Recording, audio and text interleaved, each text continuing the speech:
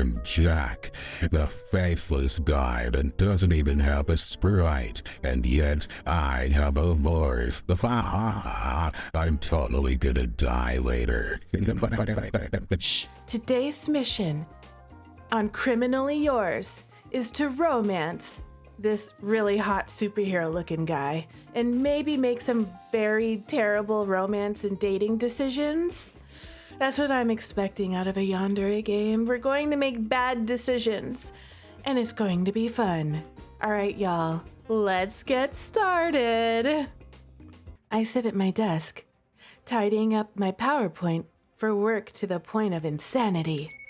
Suddenly, my watch lights up, the third eye symbol blinking insistently on the screen. The call sign for the Oracle. I study the details of the distress call, getting myself up to date on the situation. It's a bomb threat on the bridge, the North Overpass. Just like I'd seen in my vision this morning, I knew it was coming. It was just a matter of when, which means he is going to be there. With his smug grin, come-hither eyes, and mocking bows, as if all the world's a stage and we're just playthings for him. How dare he? I can't help but spit out his name. Chronos. Chronos! Ooh, Chronos. He sounds like a bad boy. A bad boy in charge of time, perhaps? He's proven to be a thorn in my side. But this will be the last time. I'll make sure of it. I notify the dispatcher that their distress call has been received. I tap the screen again, the text disappearing. Wasting not a second more, I rush across my bedroom to the closet. At the bottom sits a suitcase. Ooh, a suitcase. I input my code, and the case pops open with a hiss. There lies my super suit. The same suit my mother wore in her crime-fighting days. Even after 20 years, it's in prime condition. In no time, I'm suited up, the costume fitting me like a second skin. It's tight, y'all. It's like a cat suit or something. I feel a rush of power surge through me, and I'm out of my bedroom window in an instant. We don't even need the front door, y'all. We're going out the window, in true superhero fashion. Scaling the rooftops, I make my way to the outskirts of the city, towards the overpass. The cold night air hits my face as I prepare myself for the worst. I hear commotion as I approach, and within 5 minutes, I'm standing before a crowd of frightened civilians. Oh no, the poor civilians. Helicopters circle anxiously. Oh my goodness. Megaphones spout contradicting instructions to the crowd. Clear out! Stay put! Hurry! It's a symphony of chaos. It's no wonder no real progress has been made. The police aggressively try to corral the herd of civilians off the bridge. Except all it's doing is making everyone panic and act of their own accord. Rather than safely moving everyone, they're creating a mosh pit. This isn't going well. Not at all. We have to fix this. At this rate, someone is going to get hurt before a single bomb goes off. You need to have them move away from the scene in a single file. Oracle. A young officer turns to me with a furrowed brow before registering who's speaking. Oracle, it's really you! Thank God! Yes, now move. I'm Oracle, aren't I? That's my superhero name. I slip into the crowd, instructing them to stand in a line and follow the officers. It's gonna be okay, just listen to me. Some of the group regards me in disdain before realizing who I am. I can hear a mix of gasps and whispers of my hero name, Oracle, amongst the horde. Like magic, the overpass begins to clear as they heed my words, and there, in the split, the source of the chaos. Is it our man? There he is, look at him. Chronos. That scoundrel.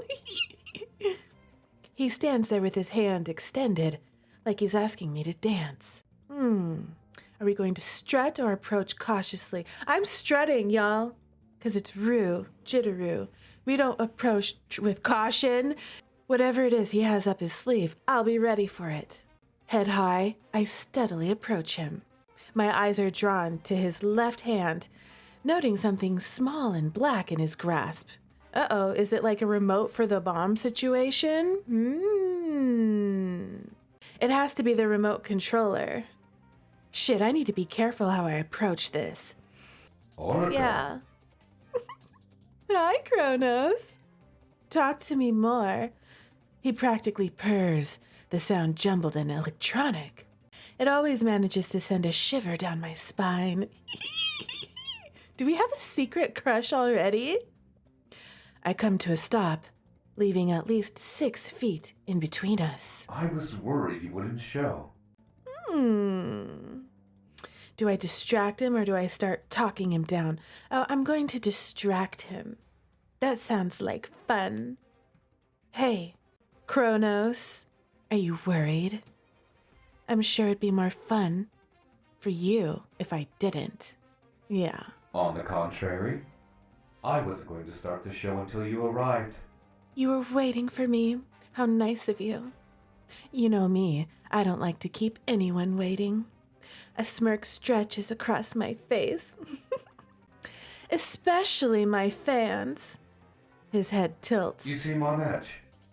It's this, isn't it? He holds out his left hand, showcasing the remote in his gloved palm. My expression must give me away as he laughs in delight. Oh, it is. Then, in a flash, he does something I would never have expected if I hadn't seen it in my vision this morning. I already knew what you were going to do today. He drops it. My feet move before I have time to process the situation. I catch the remote just as it's about to hit the ground. Thankfully, my vision, instinct, and speed were good enough this time. He laughs, surprised. Then he applauds. Now that's impressive. Bravo. I am impressive. That's enough. You've lost your bargaining chip. He shrugs. My heart sinks at his nonchalance. Is it a fake? A distraction? Or is this some sort of... One thing I love about a bomb threat is that you don't need to even bring your own bombs. What have you done? Look at the music note. He's taunting me. Just the threat alone is enough. Chronos, you dog. So you like to waste people's time then? Scare them half to death for nothing? Not for nothing. For you. For me? How dare you say that? You know this isn't for me. Obviously. Because if you really were doing it for me and not yourself, you wouldn't be putting innocent people in danger. For me... I'd like to show you a good time. Why not meet me without the theatrics?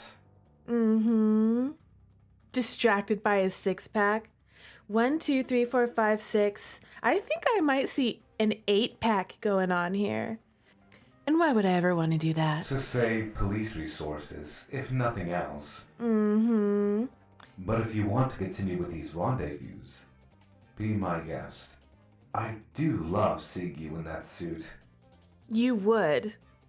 His gaze bores into me, making it all too clear why. Excuse me, my eyes are up here. Okay, Chronos? I'm suddenly overly aware of my body, like the way the suit clings to every part of it. I bet it'd look even better on my floor, though. Sir! Excuse me? You're the enemy, okay? Challenge him or shut him up. Oh, I'm challenging him. You're on, Chronos. I'm not a fan of grand gestures. I prefer something more intimate. Policemen, cameras, crowds. What kind of date is that? Real girl. This whole thing is a major turnoff. He places a hand over his heart in feigned offense. A shame. You're a hard one to impress. I'll have to do better next time. Exactly, you'll have to do better. You know what? You failed. I'm not impressed. Not one iota. There won't be a next time. The only date you'll be having is with the Supreme Court judge. Hope you like prison food. Ooh, nice one, girl. Cute. I know, I am cute. But as I recall, you've yet to lay a finger on me. His hand traces his pectorals in what I assume to be a seductive manner, never taking his eyes off of me. I can make it real easy for you. Is that a promise? Drop dead. Look at that! Poof! I aim a kick towards his face. Unfortunately, he dodges. Even if you failed to defeat me, you did good work today. You made those pigs look like the brainless animals they really are. What would the people do without you? The people wouldn't need me if you didn't exist. Ooh, take that. I continue to strike at him while he smoothly avoids my fists. So, you're saying that you need me? Hardly. There are plenty of psychopaths like you to keep me busy. Quit talking! I dash for him as he reaches into his suit pocket. Whether it is for his phone or a weapon, I'll never find out.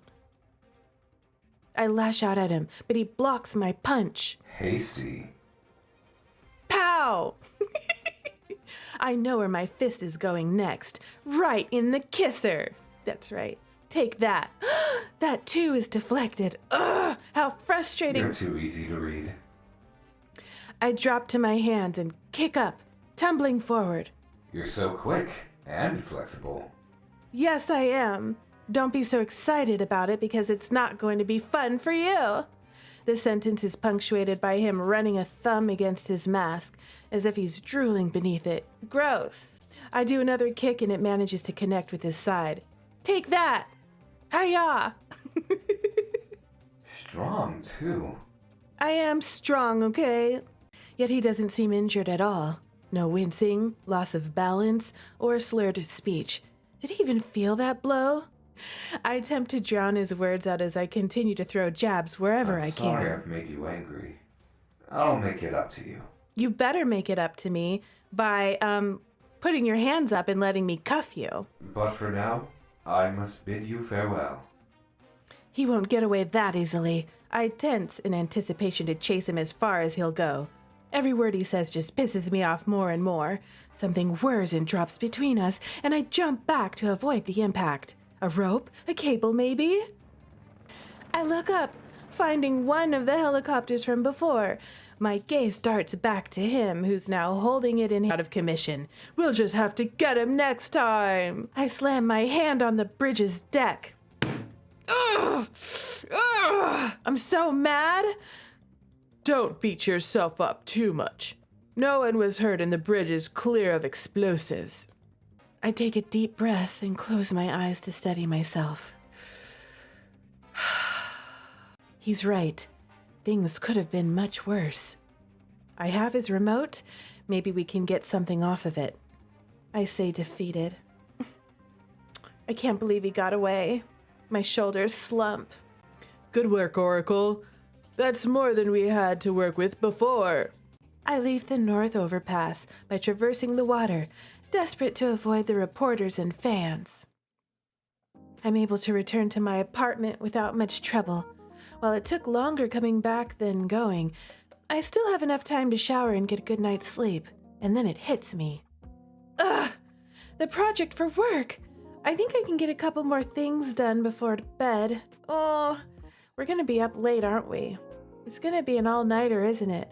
Have I even started this project? It's gonna be a long night.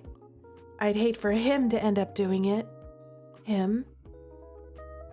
A shower later, I'm sitting in bed with my laptop, burning the midnight oil. I knew it was gonna be a long night, dang it. Ugh. Man, it's so hard living a double life. A buzz comes from my side. I smile as I read the name in my notifications. He's on the phone. Nicholas is on. He says, "Did you see the news? Terrorist attack on the bridge. They're saying Oracle is there. I'm sure you heard the sirens." I scoff to myself, typing back my usual reply. I did hear. I just drowned it out, though. I had work to do. Man, I wish I had seen it. I was on a date. They were playing it on the TV at the bar we were at. A date, huh? What kind of date, Nikolaus? I don't know if MC is suspicious, but I'm seeing blonde hair. And the masked man that I was just spending some quality time with also had blonde hair. The same color hair. Look at this Nicholas and his thick neck. He looks like he might be hiding some muscles under there, under that jacket. I'm starting to be suspicious about Nicholas. My stomach sinks. How'd it go? It was awful. Let's just say they weren't a fan of what I picked. I should have gone to see Oracle instead. Oh. Should you have? Are you sure you weren't there just a second ago? My chest tingles, his words alleviating the oncoming heartache easily. Oh, that sounds rough. What happened exactly? It's too much to go over into text. I'll tell you all about it in the morning. I look forward to it. Well, I'm gonna finish what I have to do, and then it's bedtime. Forget the work, get some rest. I'm sure you more than earned it. Does he know who I really am? Because how does he know that I earned it? He has no idea just how right he is. If anything, I need to work even harder now. I can't take 2 losses in a single night. It was sweet of him to say so. He's always so sweet. I hope you sleep well. Sweet dreams. I leave it open, staring at his message for a moment too long. Girls down bad. We like him. We like him a lot. Right? Look at him blushing. He's blushing at us. Y'all, I'm in trouble. I like him. I can't wait to see him. Turns out, work goes much faster when you're full of anxious energy. Sleep finds me at about 2 a.m. It feels like I just put my head on a pillow and my alarm starts buzzing. I shut it off and rush to the restroom, kickstarting my day. Already we're exhausted. It feels like I just put my head on my pillow and my alarm starts buzzing. I shut it off and rush to the restroom, kickstarting my day. I brush my teeth and then gurgle with water, knowing I'll probably have to brush them again at the office. I can never resist grabbing a coffee. It just smells too good. I do love the smell of coffee. Real. As the thought crosses my mind, images play in my mind's eye like the reel of a movie. A silent movie, unfortunately. My visions don't come with any audio. The first thing I see are his eyes. They're squinting with crinkles forming in the corners. And paired with them is a toothy smile directed at me. He says something I can't hear. Not that I'd be listening anyway. I'm not listening because he's so gorgeous. I can't help myself. I'm too distracted by his dimples and mismatched eyes. Yes, stare at me more, Nikolaus. A wave of light washes over me whenever I see him. Butterflies make a nest in the pit of my stomach. We're down bad for this guy. Like, I get it. I know it can't be good that my heart is beating this fast. It's giving me enough of a workout I can probably forego training at the gym today. I fully intend to replay that image in my mind until the next sunrise, though. If there was such a way to keep these memories and trap them in my mind away forever, it would be this one. This memory right here. I just want to gaze into that face forever. My coworker. I don't know if I'd even call us friends. I don't have any friends. My life doesn't allow for such pleasantries, for potential liabilities. We don't date our coworkers, apparently. What a shame. Then I remember this isn't just something in my dreams that I have to grasp for with every passing hour. This is reality, a scene yet to come. I don't think any amount of time will prepare me for him looking at me like that, especially with those eyes that are just so damn captivating. Man, I'm weak. These glimpses into my future used to be incredibly unsettling, but now they're just part of my life. Such is the power of the Oracle. Oh, we're having a vision of him staring at us like that. Girl, take a picture. It'll last longer. Speaking of, the previous Oracle, aka Mom, may not be the people's champion anymore, but she is still very much mine. I'm thankful for her, particularly in the morning.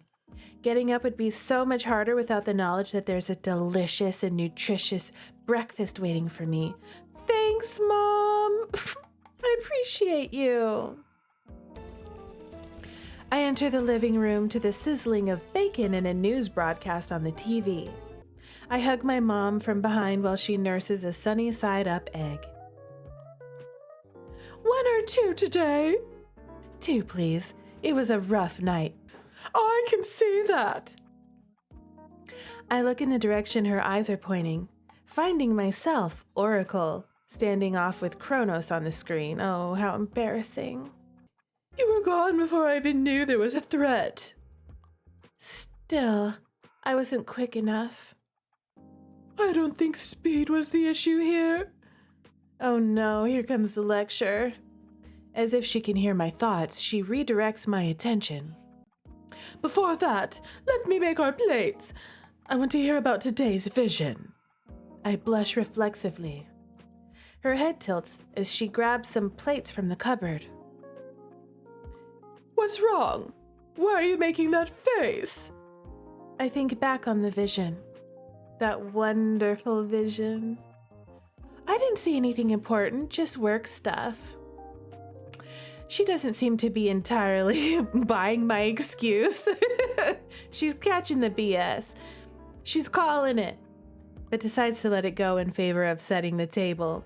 I have plenty of visions that are useless, like carrying grocery bags home or taking a shower. Not every day is created equal.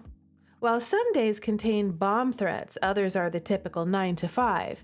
I take a seat and dig in before she can so much as take a seat. It takes her a moment to join me, groaning as she lowers herself onto the chair. Need help? I'm already up and out of my seat before she can answer. No. Oh, we're being so helpful. Is she like ill or something like that? You know, we seem to be rather concerned about our mother. It's been 10 years since she was forced to retire. The injuries she sustained would have killed a lesser woman. It's been a long road to recovery. Years of hospital visits and physical therapy. She's improved, but it's still a constant worry. You know what? It's extra nice that our mom is making us breakfast because she's been through a lot, you know, physically. It's the reason I had her move in with me to begin with. Of course, she can do it on her own, but it's better this way. I can keep her safe here with me. Exactly. Plus, if she was an oracle, you know, she could have a target on her back. I've got this. Stay where you are. It's just my leg. It likes to lock up from time to time. My bones aren't what they used to be. I promise I won't crumble to dust. I hate seeing her like this. She used to be super mom, literally.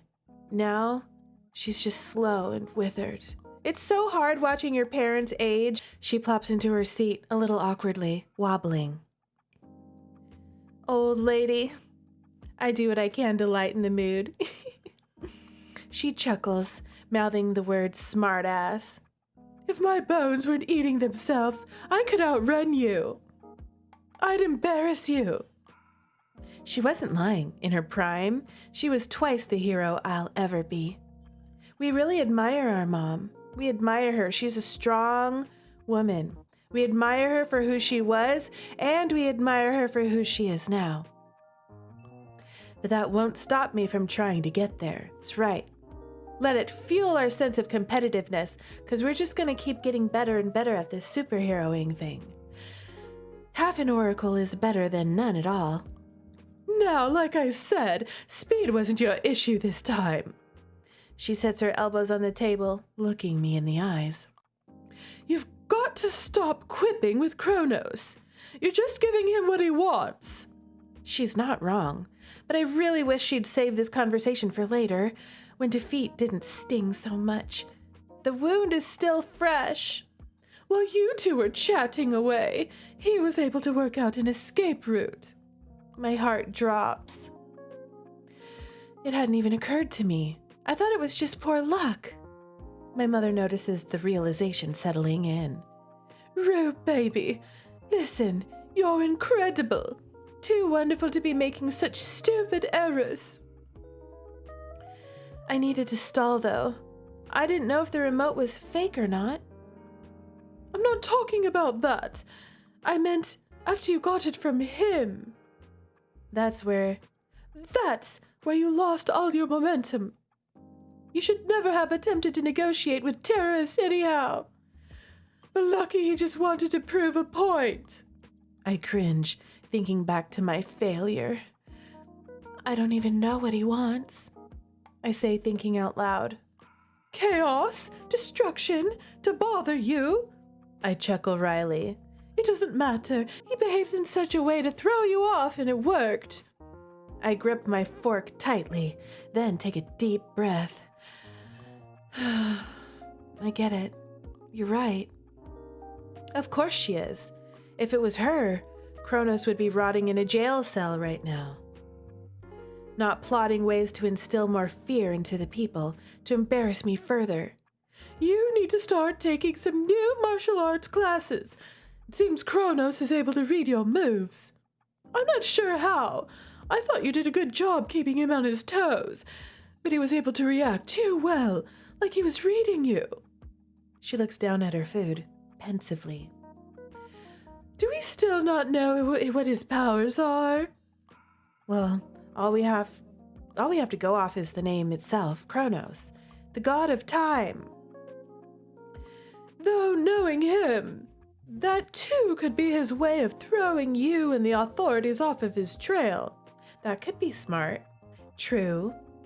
But knowing all my moves and where I'd be, it feels like he knows more about me than I do.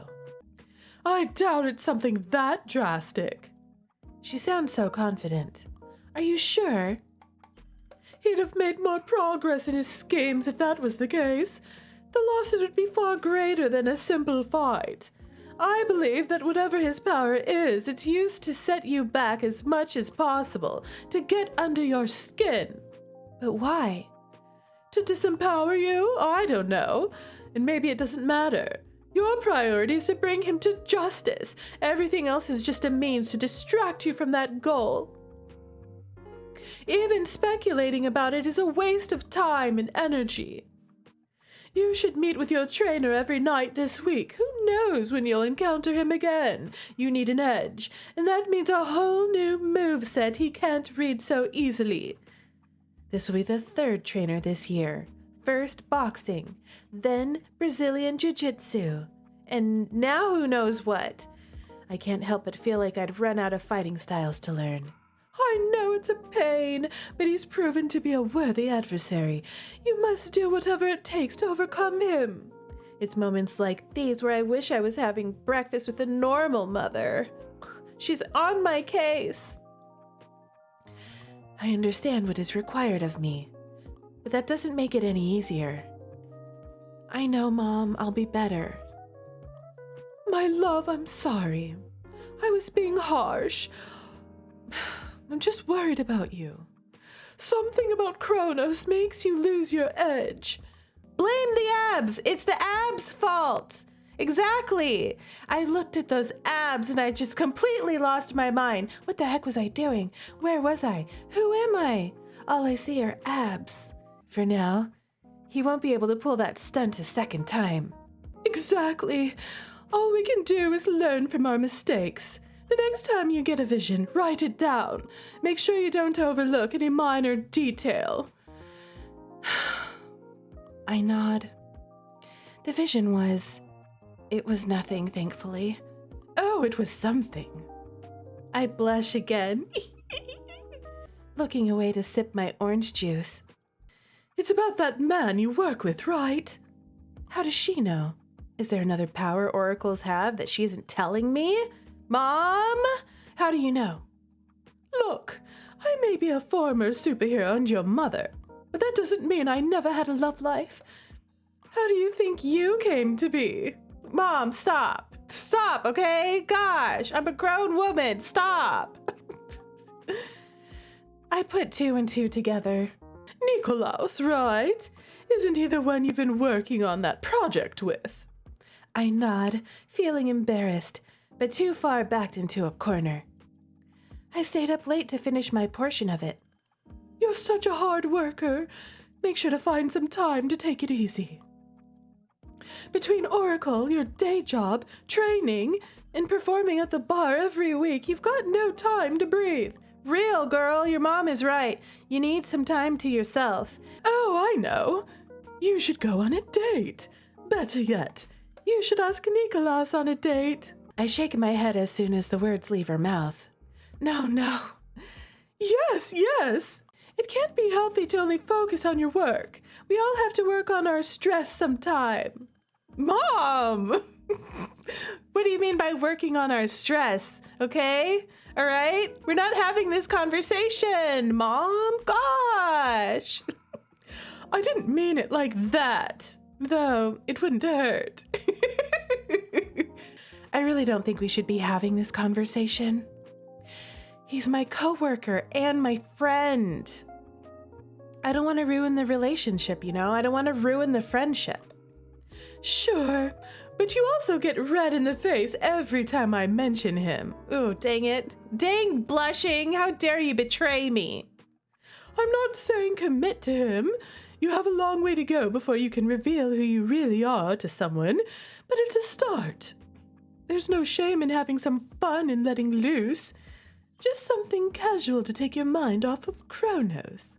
I wonder if Mom thinks, like, my daughter has a crush on Chronos and it's painfully obvious. Everyone watching TV knows it and can tell. Look at the way they flirt with each other every time they have an encounter on the bridge, even though there's a bomb and all these kinds of things. Let's instead see if I can get her to date her crush at work. You know? Stop flirting with the enemy. I bet that's what Mom is thinking. Little does Mom know, and apparently MC. My theory is it's the same dude. Honestly, it may help you get your edge back. Mom's like, just hurry up and get laid so you stop sucking out there. Thanks, Mom. I'm not sure how going on a date is going to make me a better fighter. But my mother is a brilliant woman. Her advice is almost always sound. There really is no harm in focusing on other things other than work. The stress is starting to get to me anyway. Even when I think I'm prepared, I'm constantly taken by complete surprise. Plus, we've been on this subject for longer than I'd like. Can we talk about something else? We spent the next hour eating breakfast and watching the news. It wasn't much, but it was ours. Our safe, comfortable little bubble. I check my watch. All right, I've got to start getting ready.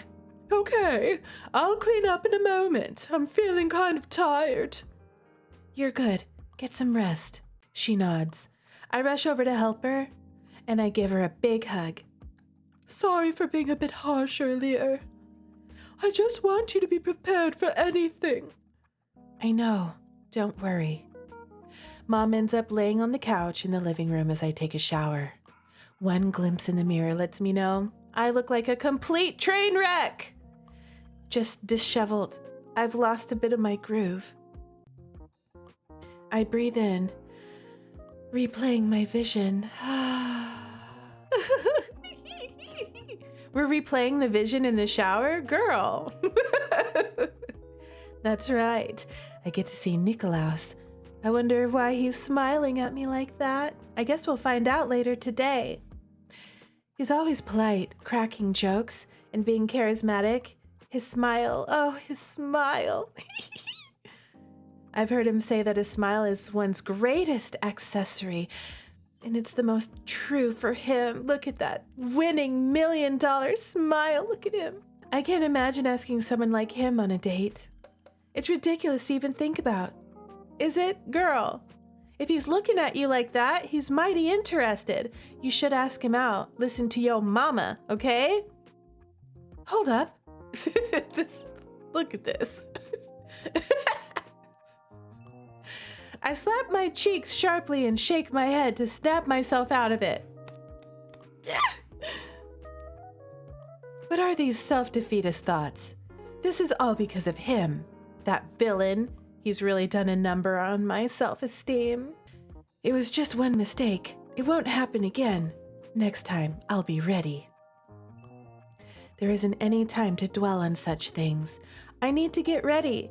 Now. Get ready. Look at this. This is cool. This background is cool. It's a nice, bustling city. There's taxis and stuff. Look at that. I like this. Luckily, having slightly enhanced speed does wonders when it comes to getting to the station on time. Oh, did we run to work? Of course, if pressed, I could run the entire way to work, but it would be a lot harder to hide my secret identity. Yeah, if you're running like the Flash, you know, getting through this secret and you got your regular work clothes on, people might know who you are. There are surveillance cameras on every street corner and the press is known to pay for that kind of footage. For real. It's gotten easier to be caught out of costume with all the advancements in technology. Yeah, anyone with a cell phone could catch you. My mom certainly didn't have to deal with this level of surveillance back in her day. It's so vital that I play the role of the average civilian. I can't risk being exposed. It's hard to move in my work attire anyway. I arrive at the station with time to spare and look around for Nikolaus, who is usually here before me. If there is one thing Nikolaus can't stand, it's someone who runs late to anything. Oh, he doesn't like late people. I stand idling, waiting anxiously for him. Maybe he just isn't coming today. As I start to cycle through every possible reason for him running late, I catch a glimpse of him in my peripheral. There he is in all his glory. The early morning sun reflects off of his golden hair and $1 million smile graces his face. A smile so big it makes his eyes squint. He maneuvers through the swarm of people with a coffee cups in his hand. Did he get me coffee too? Or is he double fisting coffee for himself? All eyes are on him, no doubt as entranced by him as I am. Our eyes meet, and I flash him a smile. Of course, my smile is nothing compared to his. What is a lamp's light in the presence of the sun? Nikolaus. He rushes over to me with his hand outstretched in offerance. Oh, it's for me? What's this? I take the drink from him absent-mindedly. Got your favorite. My favorite? Ooh, what's my favorite? Hot coffee, iced coffee, smoothie, hot chocolate. Y'all tell me in the chat what your favorite is, but I already know what mine. I'm going hot coffee with a little bit of cream in there. You know, and some stevia. 2 stevia packets, some cream, a hot drip coffee. That's what I want. And then my next choice is hot chocolate, because you can't go wrong with hot chocolate. Hot chocolate is amazing. Exactly, Milky. And you know what's even better is if you combine hot chocolate with hot coffee. Now you're really talking. Not only do you get the caffeine hit and the deliciousness of the coffee, but you also get the deliciousness and the sweetness of the chocolate together. That's ultimately what I really want is a mocha. I want a mocha with a little bit of cream on it. That's what I want. Thank you. I bet you he got exactly that for me. Thanks for the hot coffee. Okay, that was a dumb question. I even had them prepared just the way you like it. Give it a try. I will give it a try. I take a sip, feeling a bit doubtful, but it does taste exactly like I'd take it. How did you remember my order? I think we've only gotten coffee together maybe once, like 2 years ago. The work conference in Philly.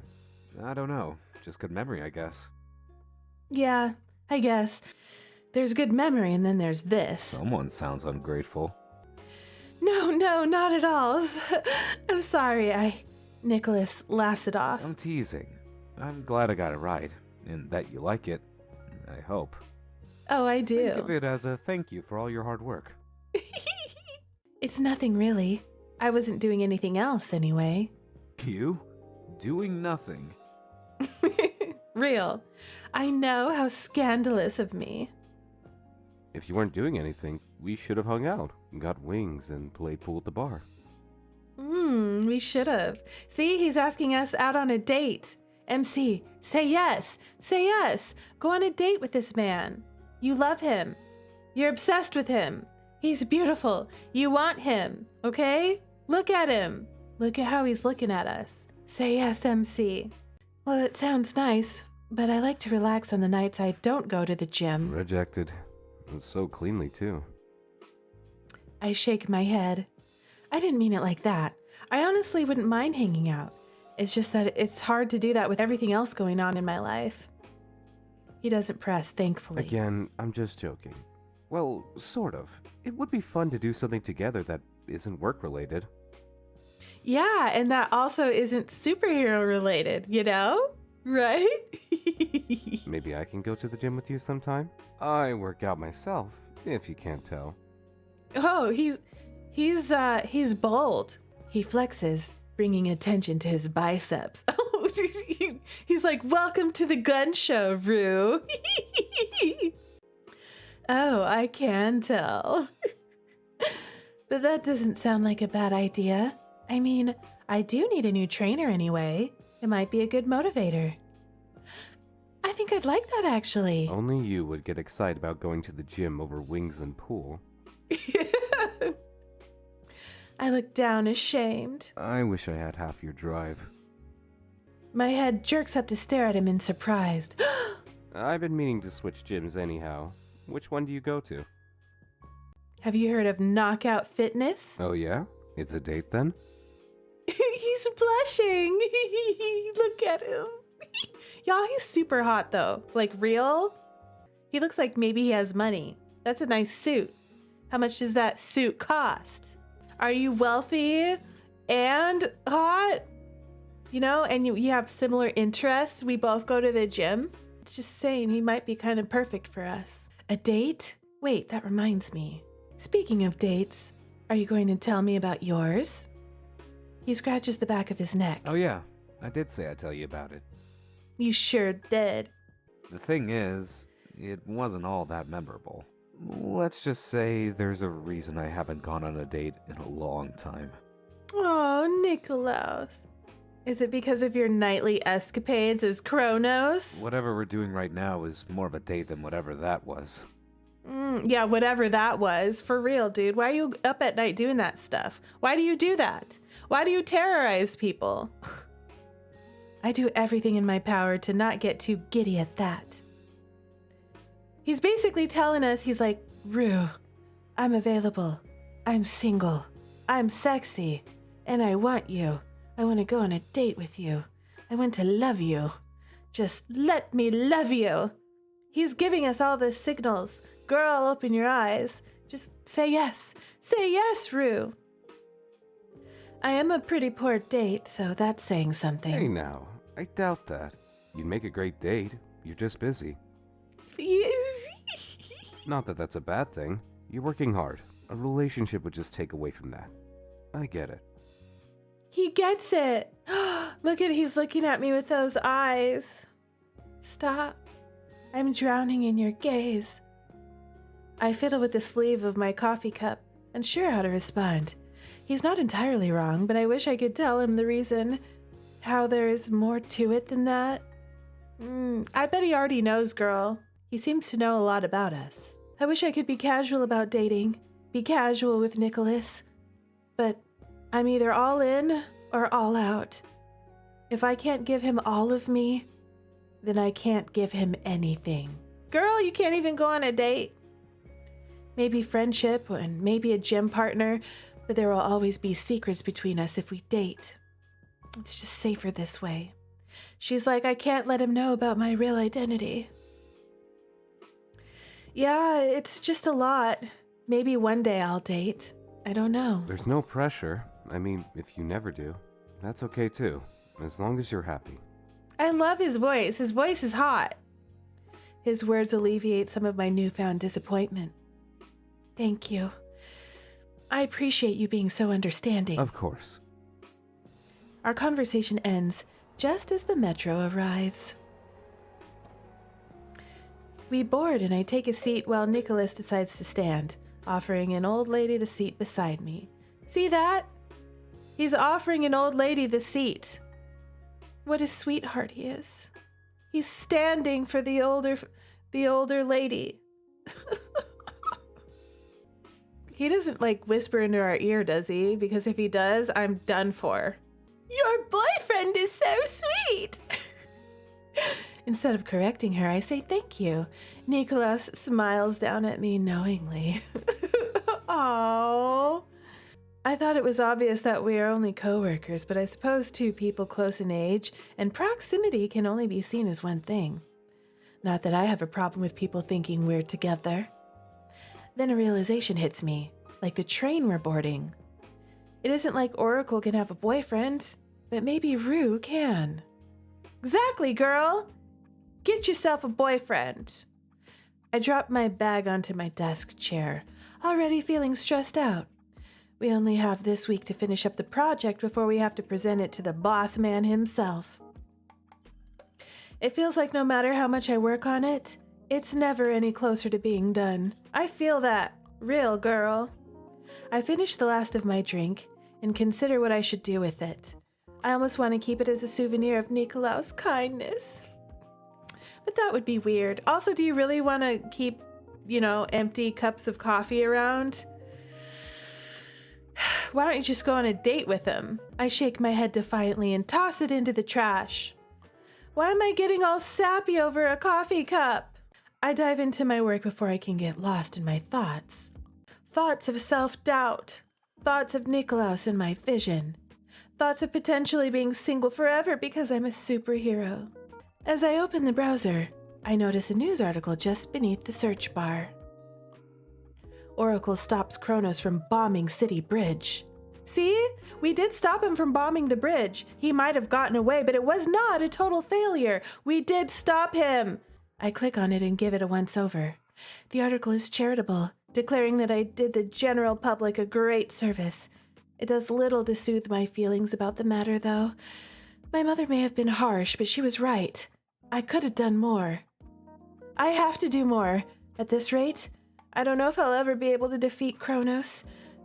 He's more trouble than I had ever anticipated. Maybe I underestimated him.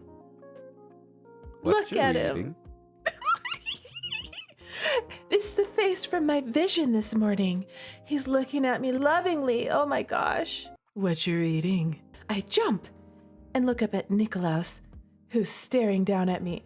I jump and look up at Nicholas, who's staring down at me. A wave of deja vu hits me as the same scene plays out as it did in my vision from early this morning.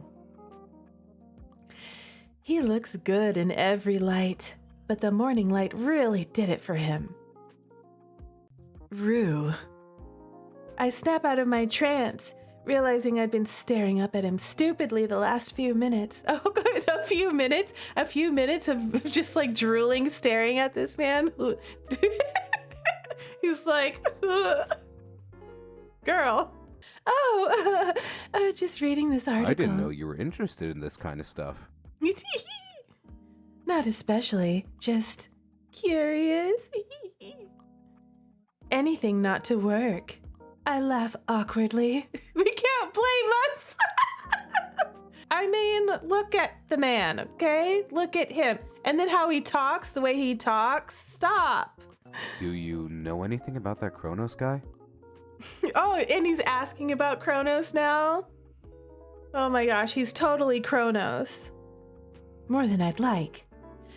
No, just seems like another lunatic. They're getting to be more common these days. You think so? Well, yeah. Only a maniac would threaten to bomb an entire bridge for no reason. I'm sure there was a reason. Not necessarily a good one, but still a reason. Still a reason. Like what? Maybe to prove he can. You know what? That's the thing about yanderes, okay? They always have a reason, you know? There's a reason for why they do things like lock you up in a cage, you know? They have reasons. That's so weird. What is there to get out of that? Just to feel powerful? That seems so childish. Nikolaus shrugs. Why does Oracle do what they do? To help people. I always thought that was obvious. Isn't that the police's job?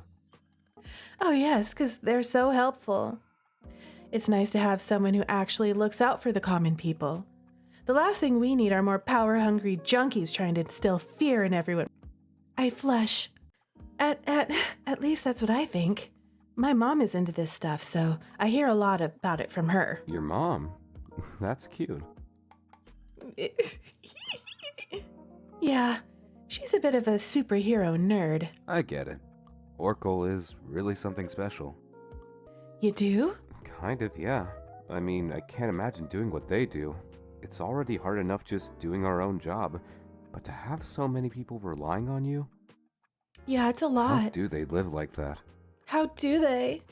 They probably feel like they never do enough. And given how many times Chronos has gotten away, I imagine they're feeling frustrated. Yeah, but if anyone can do it, Oracle can. Hearing Nicholas's encouragement is a ray of sunshine. Look at him blushing again. I can't, my heart, when he blushes, my heart is doing calisthenics. It is a suspicious amount of flattery. He believes in me.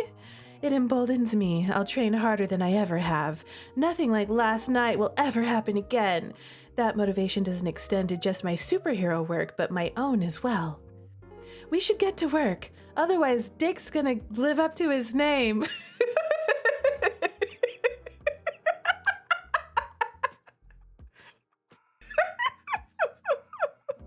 Nikolaus snickers. That's a good one. I should tell him that. No, don't tell him that. That's just between us two, okay? Like, that's between us, okay? Don't rat me out.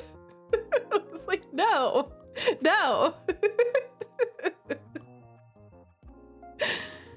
Well, if you want to get fired, maybe. Is he the boss? Is Dick the boss? Nah, this place wouldn't last a day without us. They need us around here. We're hard workers, okay? Look at how he's looking at us, y'all. I can't with that face. Look at that. It's like a bad boy smirk. I'm short-circuiting. Dick is the boss. Yeah, don't be that coworker taking my jokes to HR now. HR is typing. Keep me out of your career suicide. Real. We are equally guilty.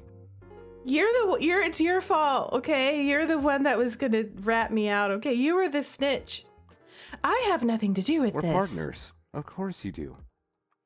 Not for long. This project is nearly over, thank God. That eager to get away from me, are you? Well, it's not you. It's just that this project feels like it's never going to end. Don't worry. I know you didn't mean anything by it. In all seriousness, I'm gonna miss working this closely with you. You are? Don't you mean that you'll miss having me do all of your work? Yeah, you miss me like taking over stuff. Never. I go to push his shoulder playfully, except I never make contact. I overextend myself and start to fall over. We're clumsy too. We're clumsy. Just as quickly, Nikolaus catches me and helps me back into my chair. He catches us, y'all. Thanks. I guess I'm more tired than I thought. I know he goes to the gym, but he moves like a fighter. I would know. I've trained with the best of them. I told you I worked out. You didn't believe me? Girl's not catching on to the signals of who this guy really is. No, I do, just... Didn't think I'd be a match for you. Honestly, no. Do you box or something? Yeah. I mean, most men can't keep up with a superhero like me. But he's keeping up. He even caught me when I tripped. So you're not going to be able to beat me that easily in our sparring match. I'm more than a pretty face, you know. Ooh, is that a challenge? I know that. You do? Well, what I mean is, I get tongue-tied. I didn't think we'd have that many similarities. Before I can talk myself into another corner, a booming voice comes from beside us. Oh no. Okay, this is a booming voice. Y'all, I have something for a booming voice. Uh-oh, Rue. You're working today? I quit. That's it. I'm quitting, everybody. I'm just joking. He feels the need to clarify as if that wasn't obvious by him laughing at every word. Good morning. He approaches me, taking me off guard.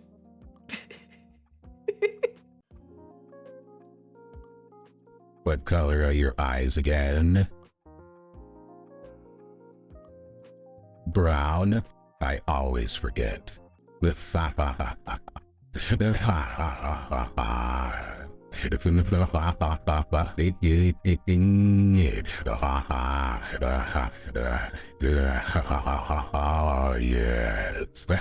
am Jack, the faithless guy that doesn't even have a sprite, and yet I have a voice. I'm totally gonna die later. I'm like the guy in Star Trek.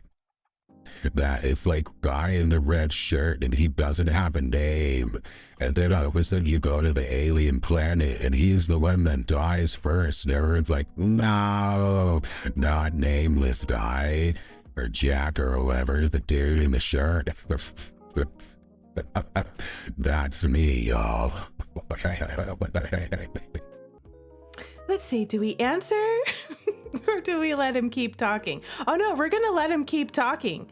Because, you know, we're gonna let him keep talking in that crazy voice. I don't answer, which confirms my suspicion he doesn't really care. He's just making conversation. I couldn't help but overhear you guys talking about the gem. He couldn't help but overhearing, because he was eavesdropping. This isn't the first time. I go every day. I can bench about 115 now. Did y'all know that? I'm so awesome. Now, that's not something to brag about. I didn't even know you went, Rue. You're so short. It'd be like if a kid went or something. He's like, what kind of insult is that, dude? I catch Nicholas's eyes as we suppress a laugh as he continues to talk. We're not done with the cringe, y'all. You see that cat video I sent you? I shake my head. I sent it to you through your DMs. I don't think you follow me back, though. You need to fix that, Rue. You should follow me back on the social needs. Or the DMs at work, you know, if we're using like Slack or something, or Teams or whatever we're chatting with. I'm sending you cat videos and you're not paying attention to me, girl. I'm trying to hit on you, okay? I'd like to keep it that way. You should let me know when you go to lunch today. Why? I don't know. You just look lonely eating at your desk by yourself. Maybe we could get something. I don't know. Or maybe I can get you an energy drink. You look really tired. I'm fine, thank you. I got a drink this morning. Oh? He goes to leave and quickly returns with a piece of paper. I barely have enough time to appreciate his absence. See, we're not into this guy. We're not thirsty for you, Jack. The guy we are thirsty for already gave us coffee today, okay? We've already had the caffeine from the guy that we want. We don't want your stupid caffeine from the energy drink that we don't want from you and your stupid face, okay? So, Jack, get out of my face. Get out of my face. You're done, okay? Stop hitting on me, all right? We're going to complain to HR. Okay, listen. Nicholas, he can say whatever he wants and we're not telling HR nothing, okay? He can say anything he wants, Flirty. We're not reporting it. Jack, on the other hand, straight to the HR director, okay? Either that or we're gonna punch him in his face. Punch him to next year. Fun fact, Jack was named because I kept referring to him as Jackass Coworker in the outline. I love that. I drew this for you. I don't know how this is related to lunch, drinks, or being tired. It's a poorly drawn picture of me with a speech bubble that says I'm gay next to it. Excuse me? What a jackass! Seriously. How dare you? Hit the road, seriously. I thought it was going to be a dick pic, to be honest. I think he's attempting to make a joke. He's laughing enough for all three of us. I check Nicholas's expression and I'm startled by what I see. It's an expression I've never seen him wear before. Just as quickly, his face returns to its normal, composed one. Seriously, report to HR. Puke in the chat. Yes, exactly. I'm puking in the chat for that one. Gross, Jack. Get out of here, Jack. We're done with you. We can't stand you. You're getting reported for that. Get out of here. It was as if I imagined it entirely. Hey, Jack. Jack shifts his attention to Nicholas for the first time in his entire conversation. What's up, broski?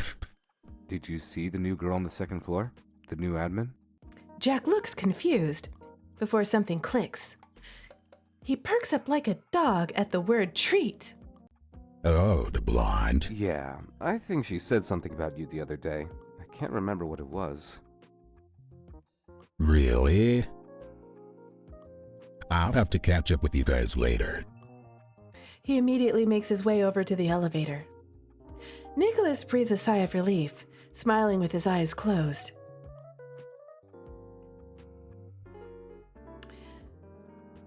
We're gonna, was that true? I'm thanking him. Thank you for that. Thank you for getting him out of our face. I was sick and tired of him, okay?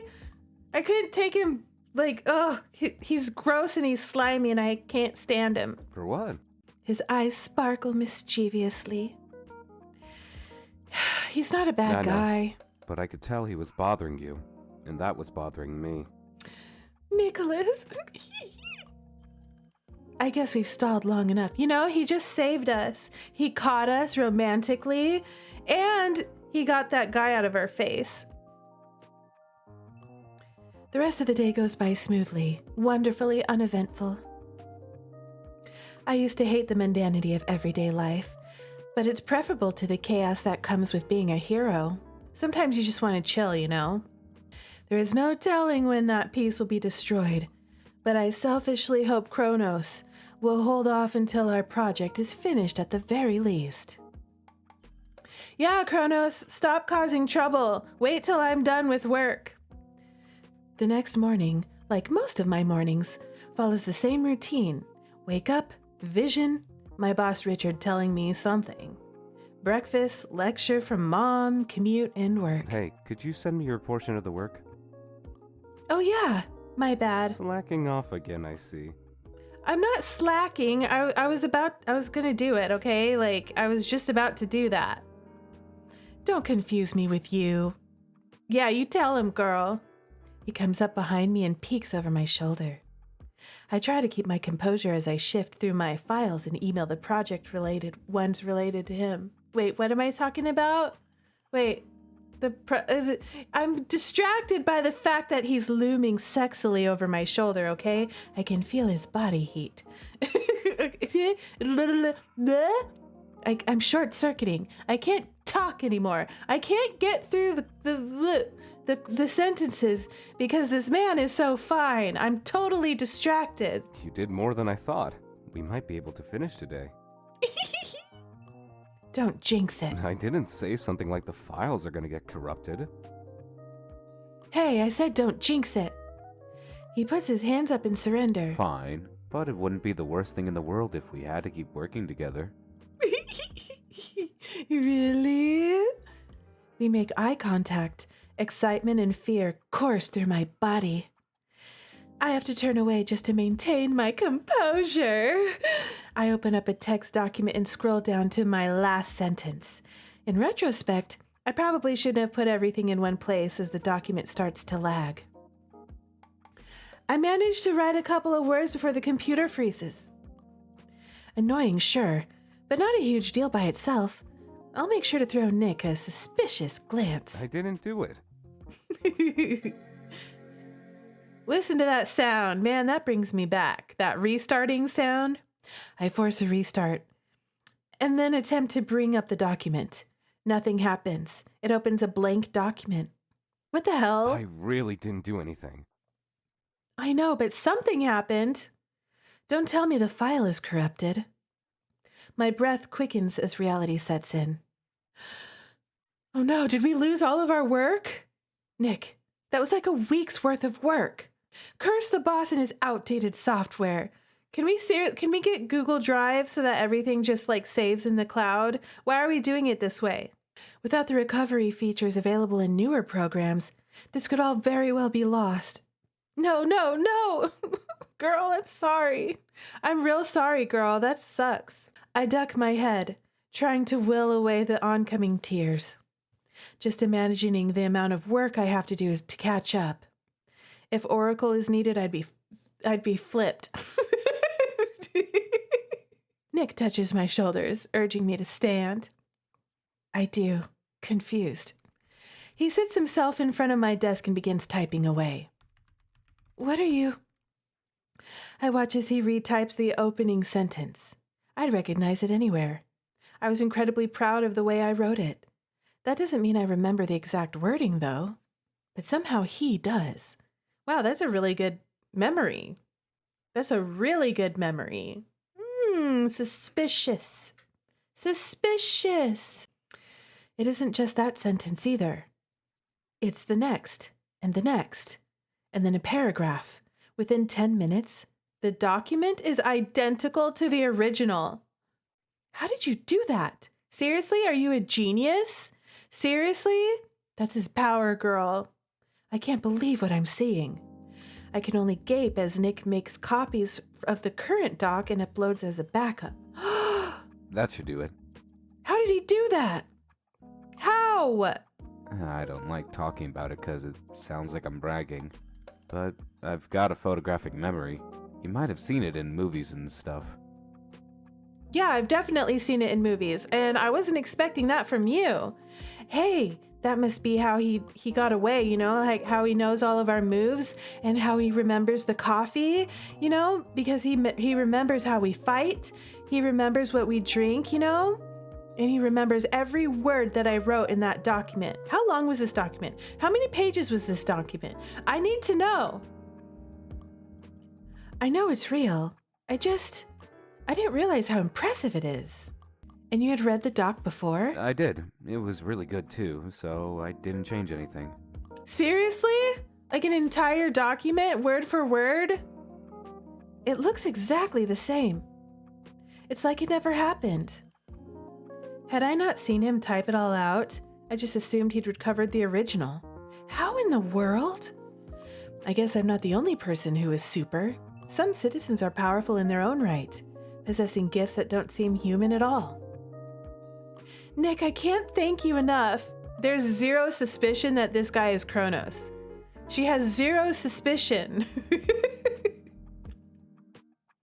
I throw myself into his arms as I give him a big hug. Yes, girl.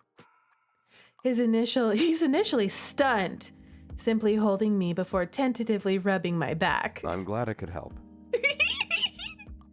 Help? You saved my ass. My hero. I'd make a horrible hero. I hate responsibility. Apparently you would make a horrible hero. Just saying. I laugh against his chest. Seriously, I was dreading having to redo all that. I wouldn't let that happen. I just have written it for you if I wasn't able to do this. Oh, Nicholas. I couldn't ask you to do that. You wouldn't have had to. He loves us. He wants us. He's ready to go. He's like, look, girl, I'd have done it for you. It wasn't even a thing. And even if it was a thing, I'd have done it for you. I'd stay up all night for you, girl. Serious. I know the blushing is chef's kiss. We smile at each other as I stand in his arms. Nick, can I ask you something? He looks down at me, dazed. Yeah, anything. I'm in a jazz band, and you're in a jazz band? Oh, really? You're in a jazz band? Oh, I'm the lead singer. Yeah, I'm the lead singer of a jazz band. We play at the High Rise every Friday night, and I thought maybe you'd like to come. I know being in a band is really lame for someone my age. I really enjoy it. Girl, it's not lame at all. It's cool. It's awesome. There's a lot of people in your age group, whatever that is, that are in a jazz band. That's not weird. That's cool, okay? Yeah, have more confidence in yourself. You're awesome. There's nothing wrong with you. It's not lame at all. Don't talk yourself down. I love that you're in a band. Exactly. Tell her, Nicholas. I stare at him, surprised. Suddenly, I feel as if I've never spoken before.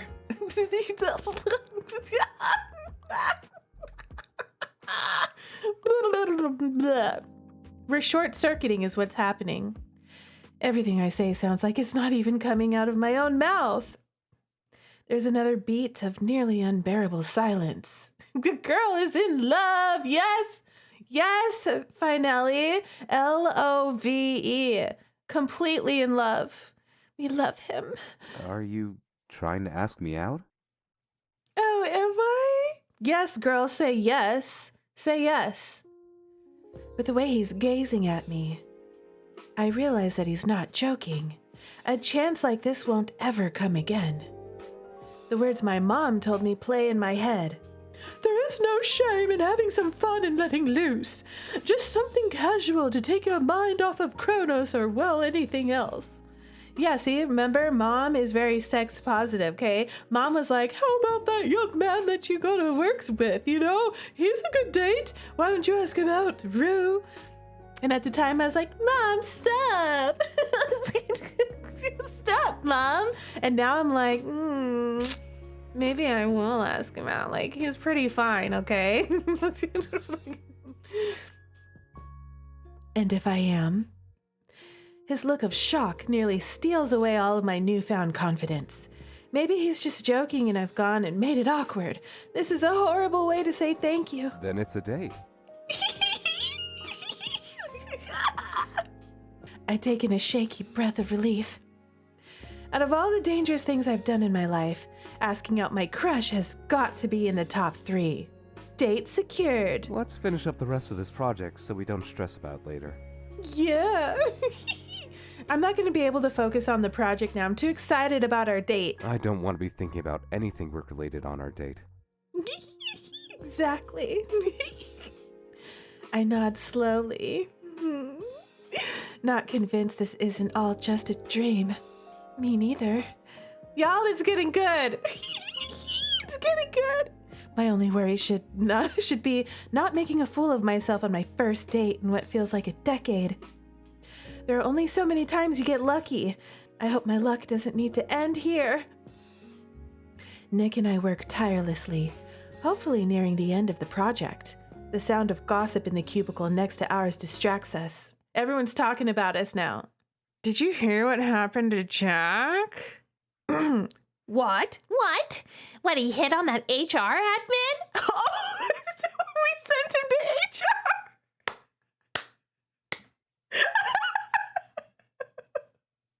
That was so good. Good one. We sent his ass straight to HR.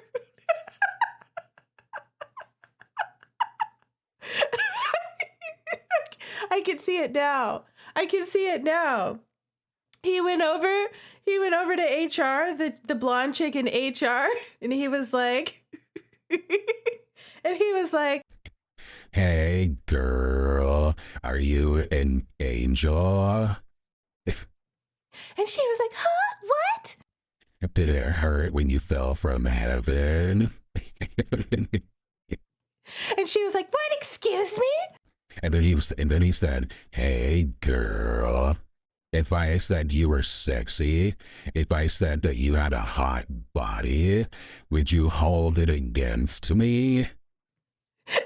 and then HR, she was like, scandalized. And she's like, how dare you? You're in trouble, sir. You're getting written up. I'm typing a report right now. Right now. You're fired. Get out of here.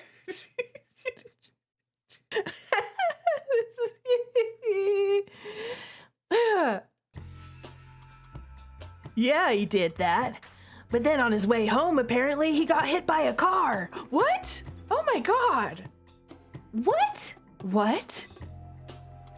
Are you serious? I am. He's in the hospital. They said he's paralyzed from the neck down. Oh my God. I don't listen to the rest of what they have to say, turning to Nick in horror. Did you hear that? Hey, y'all, did Chronos have anything to do with that? What if Chronos had something to do with that? It's possible. Nick nods solemnly. I had no idea. Maybe I should check on him. Nick grabs my wrist, keeping me from standing. Excuse me, sir. Sir, you don't have to grab my wrist, okay? Okay? I wouldn't. His tone is even and serious. Wait a second. What's going on here, Nicholas? Nick? Why are you behaving this way? Something is suspicious. In these situations, only family would be permitted to see him right now. That's your reasoning. Okay. I see. Maybe some flowers and a card. I can drop them off with the receptionist. That's a nice thing to do, Rue. He'll get the wrong idea. He probably would, actually. He was hitting on us, you know? But we could do something. About what? Well, your relationship for starters. I mean, that's true. But Nicholas, why are you concerned about that? I mean, well, because you're hitting on us too. But it seems like you're a little... I don't know, y'all. I feel like something sus is about to happen. But more than that, I think if he got gifts from coworkers, he might feel pitied. Or sad that he can't come back. So you're saying it's a good thing that he got hit by a car. Is that what you're saying? I guess. I just feel so bad. Why didn't anybody tell me? Probably just wanted to keep you focused on the project. There's nothing any of us can do about it anyway. We shouldn't stress ourselves out on his behalf. Y'all, I'm starting to get chills. Negative energy doesn't result in quick healing after all. You're quite the optimist. There's just a lot to look forward to. Okay. He smiles at me and the world disappears. I'm like, you know what? You're so beautiful that I don't care that what you're saying is kind of sus. You know? The fact that you obviously don't care that a man is in the hospital, that he got injured that badly and he's a coworker, you know? You really don't care for this guy. How is it that the horrors of the world are so much easier to stomach with someone so brilliant by my side? If Oracle had someone to fight for, then I'm sure there's nothing they couldn't do. Rue sure as hell feels invincible. You're right. I'm sorry. We should get the last bit done. Do you have to prepare anything for your performance tonight? Not too much. We practice for about an hour and it's mostly songs we've done before. That's really impressive. I never knew you were in a jazz band. Are there any other secrets you're keeping from me? Are there secrets I'm keeping from you? I mean, you know, we're a superhero and stuff, but, you know, I'm not telling you that. Too many. No, I'm pretty uninteresting. I doubt that. Girl. I think even if there was something interesting about you, you'd downplay it. You think he's trying to fish for tea? I think you're probably right. I think he's suspicious. Maybe, I think he knows that we're Oracle, but maybe he's not entirely sure, you know? Maybe he's like you said, he's fishing to see what we say and if we like confirm his suspicions. Ooh, that's a good one. That's good. I couldn't deny that. But I know I'm not the only one.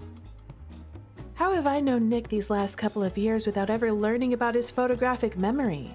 Yeah, exactly. You didn't know him very well. I always thought that he was one of a kind, but there really is no one quite like him. It makes not liking him all the harder. If this ends in disaster, I'll never find anyone else as amazing as him. I also have to compete with all of Nick's past dates. Of course, none of them ended all that well, which is why he remains a bachelor. But does that bode even worse for me?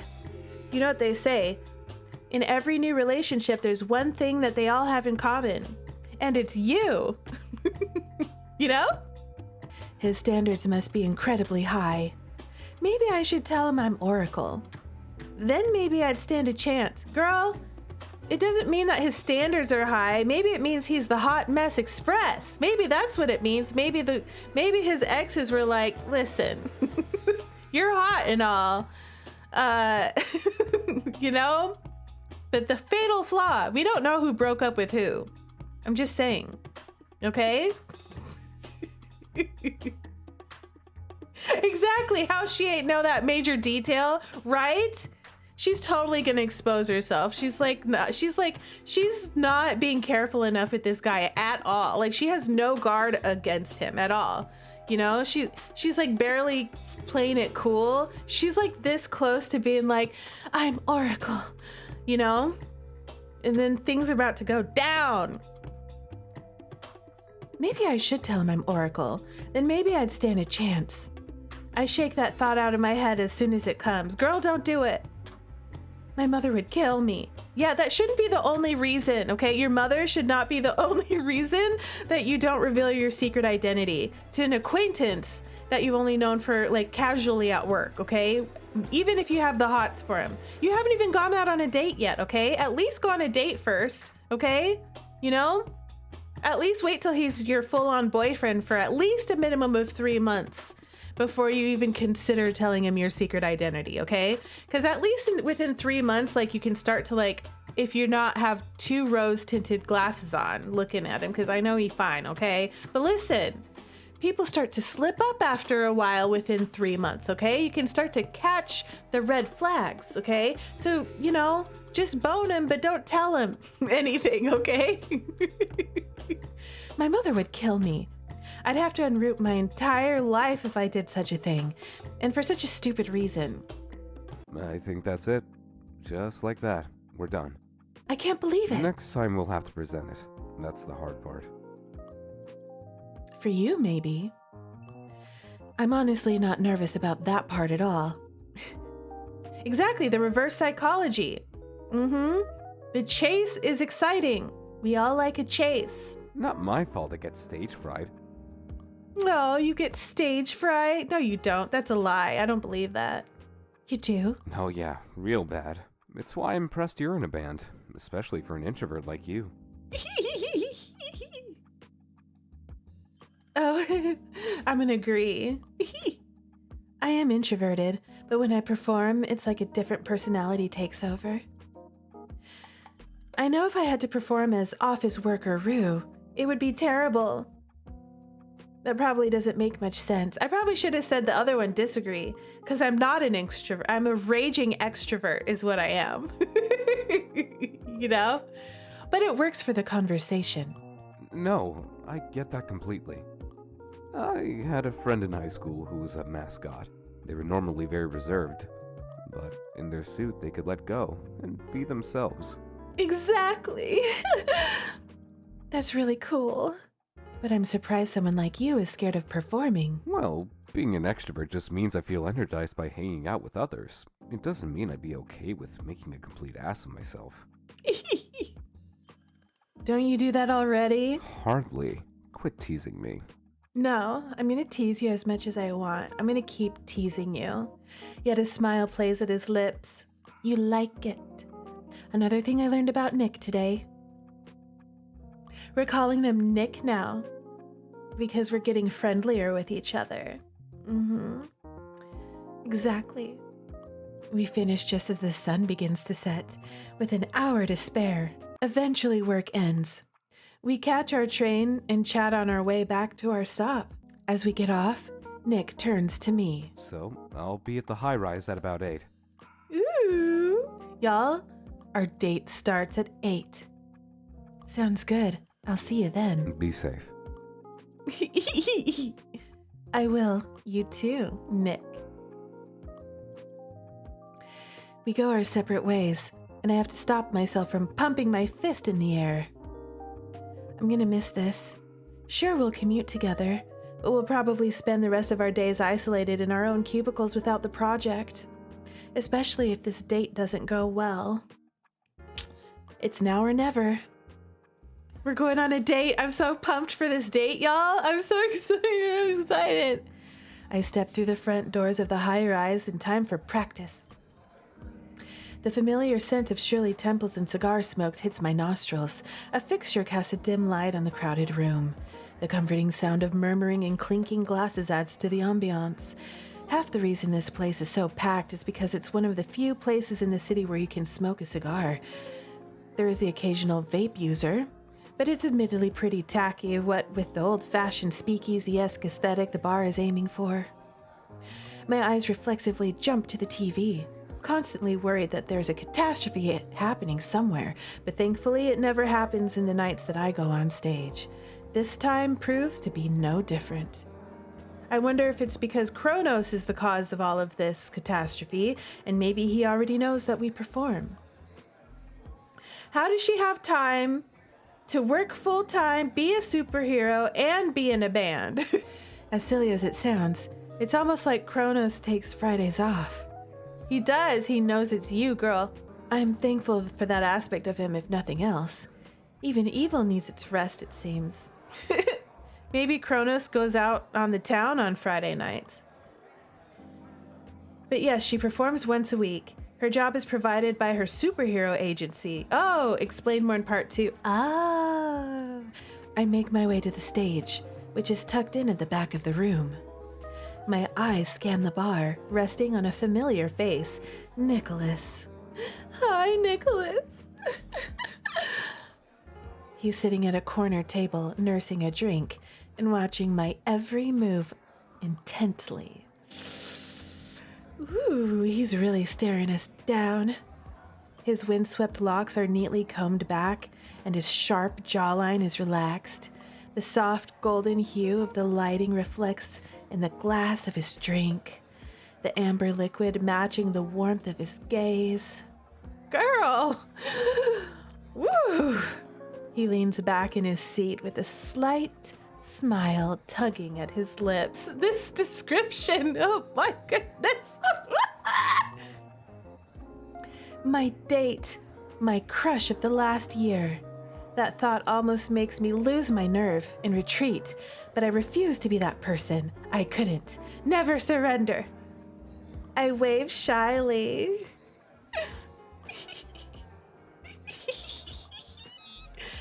Feeling my blush creep down my neck. I nod towards the curtain, letting him know I'm starting soon, and he blows me a kiss in response.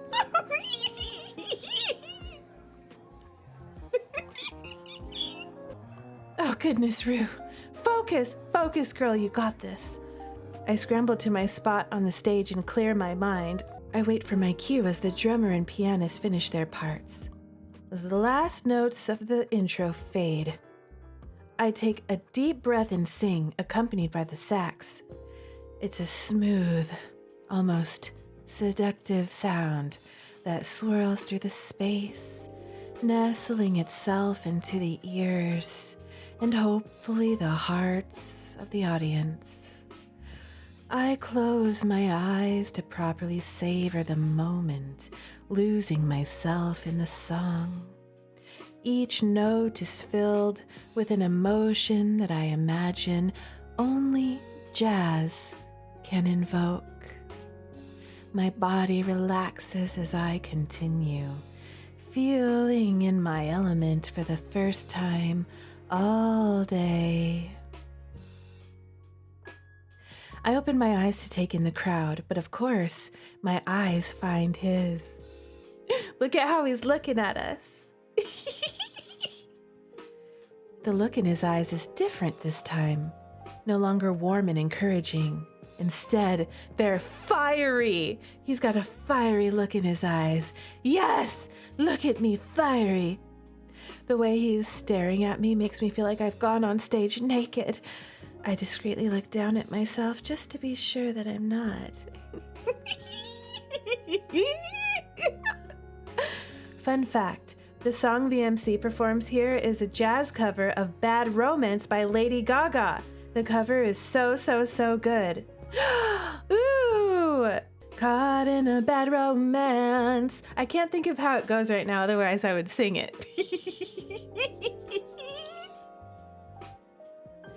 The song is quite sexy in nature, but I never imagined it would elicit such a response. Not that I'm complaining. You're planning the cage.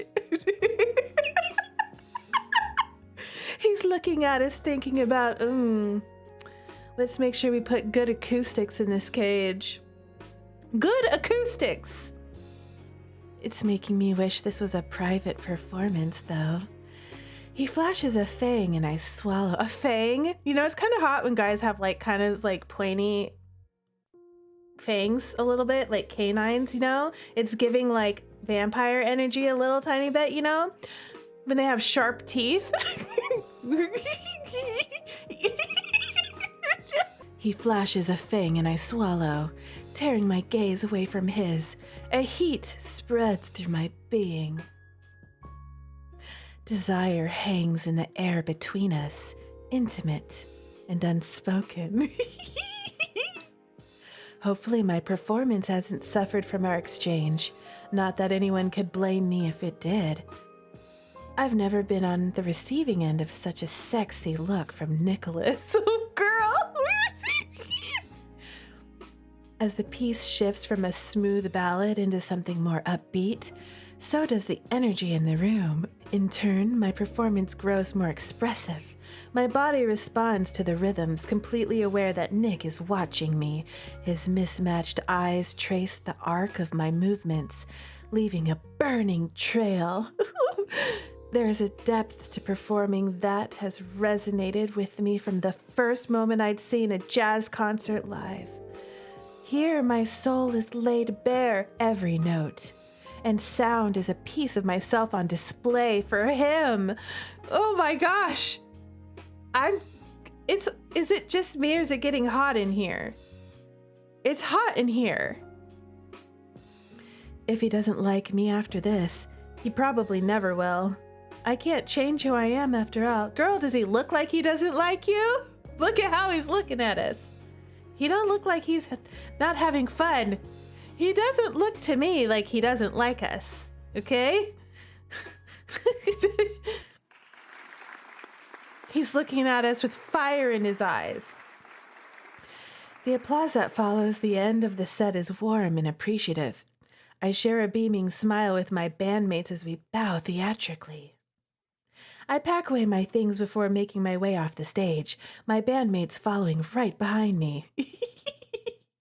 Isla, my closest friend in the band, grabs me by the shoulders, shaking them in glee. You did amazing out there. Me, you did. Okay, we all did. I saw you brought a date. Yeah, just a guy from work. Not like this date is incredibly important or anything. Oh, you work with him? I nod. I think he's a regular here. Oh, busted! Girl, how come Isla has noticed that he's a regular and MC does not notice? Isla recognizes this man.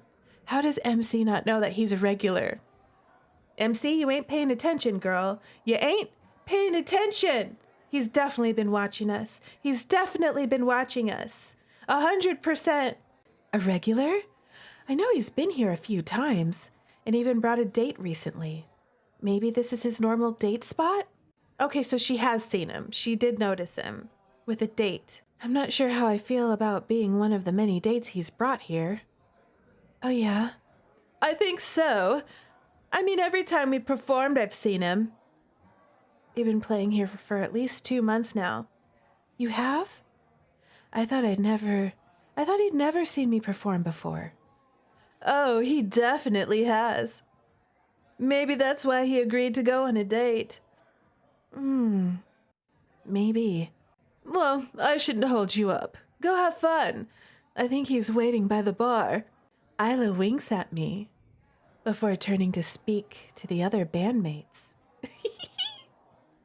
I make my way to the bar, nervous energy building inside me as I draw closer. I spot where Nicholas is waiting, a fresh drink in front of him. He stands as I approach, and for a moment, everything around us fades away. You were incredible. His voice is low and filled with admiration. He leans in just enough that I can see the flicker of excitement in his eyes, a feeling that's mirrored in my own. He quickly reverts back to his old, sunshiny self again. Maybe that's just the face he makes when he's concentrating. I've never watched a movie or anything with the sort with him before, so I can't say for sure. Maybe it wasn't me. Maybe it was because he always looks at that like that. Girl, no, he was looking at you dreamily, with love in his eyes, with desire. It's becoming more and more clear that there is more to Nick than I know. I grin despite my uncertainty, wiping a bead of sweat from my forehead. It's always nice when the crowd's energy matches the mood. Is it matching the mood?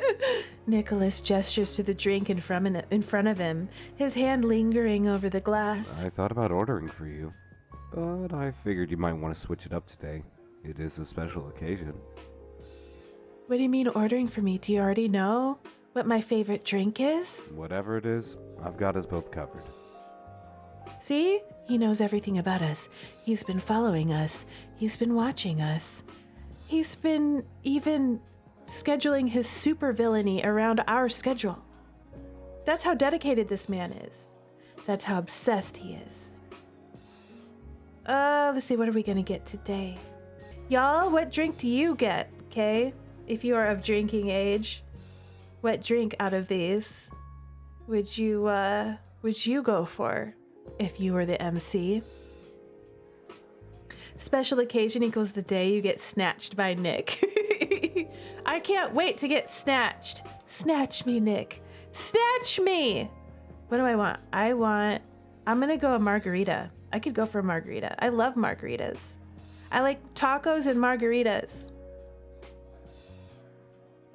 Yeah, fruity margarita. A lemon. Ooh, you know what? One time I had a cactus fruit margarita. It's one of the best margaritas I ever had. That's what this is. It's a cactus margarita. It is the perfect combination. Tacos and margaritas. You can't go wrong with that. It's excellent. It's perfect. It's delicious. And put extra tequila in there for me, okay? I like them boozy.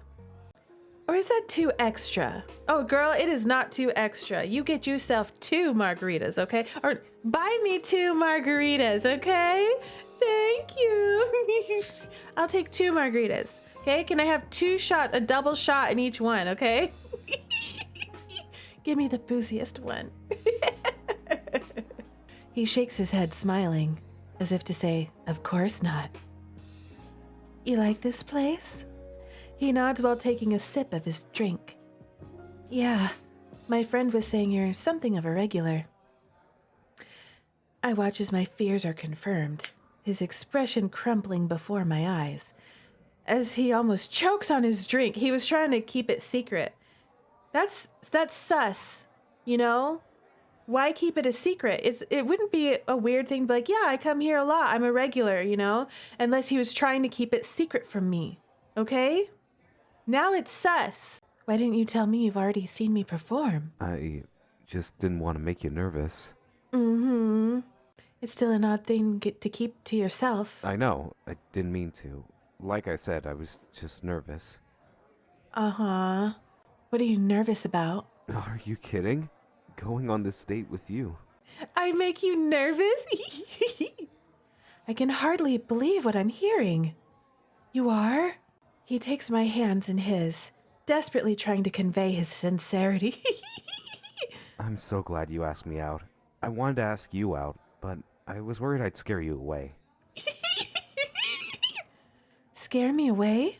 He nods. I've liked you for a long time now, since we started working together. And, well, you're you. You're just out of my league, and I just like you so much. I've never met someone so effortlessly put together as you. Y'all, he's into us. He wants us. He loves us. Tell me more about how amazing I am, Nicholas. It's like he used my own descriptor for him to compliment me. I resist the urge to pinch myself. You're kidding. His eyes narrow, boring into mine. I'd never joke about this. It's true. I was too scared to make a move, but now that you have, well, I want to make it the best date you can imagine. Y'all, it's the best date ever. But I feel like I've already failed. No, you haven't. You have not failed. I shake my head.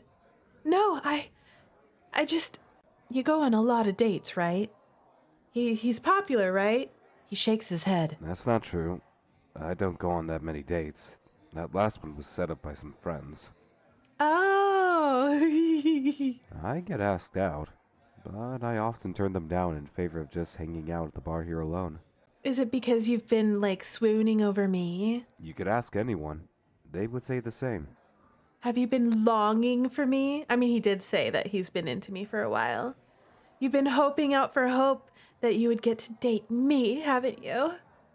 I'm asking you. See, I'm not good at this at all. I just had such a huge crush on you. I was trying to make you jealous by talking about how many dates I went on. I know it's dumb, but I just lose all sense of reason when it comes to you. I've gone about this all wrong. AKA, are you a player? Right? He looks completely defeated, beaten to submission by his own doubts and fears. This is the first time I'd ever seen him so vulnerable. I always thought he had it together. So why does he look like his world is about to fall apart? Nick, look. I was just taken aback a little bit. I'm sorry. In the future, try to be a little bit more forthcoming about that information. And don't be worried about scaring me off because, oh God. I guess it's my turn to be vulnerable. Here I go. Here we go. It's time for the love confession. Because I like you too. A lot. I also had a really stupid crush on you for way too long. If it wasn't for my mother, I never would have asked you out today. His posture straightens a little at that. Rue. I promise not to be this dumb again going forward. You're not dumb. I mean, you definitely wouldn't be the first person to act as a little stupid when feelings get involved. Everyone does it. It's not who you are, though. You're the smartest guy I know. I squeeze his hands reassuringly. Look at his face. Look at him. And the complete package, really. I mean, handsome, thoughtful, and a photographic memory. I have no idea what someone as perfect as you is doing with me.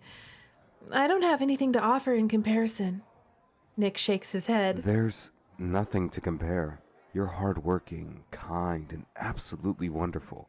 You would be here all night if I listed them all. The point is, you'd beat me easily if there was a competition. Puppy boy.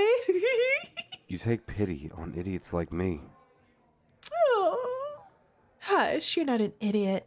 I roll my eyes. Tell me more. Stop. This is good. We've got it out of our systems. Now we can be as cool as we think we are and just enjoy this night. I grab my margarita that the bartender set before me and raise it. This is a margarita now. To this evening. Nick grabs his own, staring deep into my eyes, and a shockwave runs down my spine. He clinks his glass against mine. To us. To us. We both take a sip, never breaking eye contact. I down it in one go, hoping liquid courage will take over. The bartender is quick to refill it, but I choose not to touch it just yet. So, do you come here often? Nick's head falls as he lets out a wry laugh. Girl!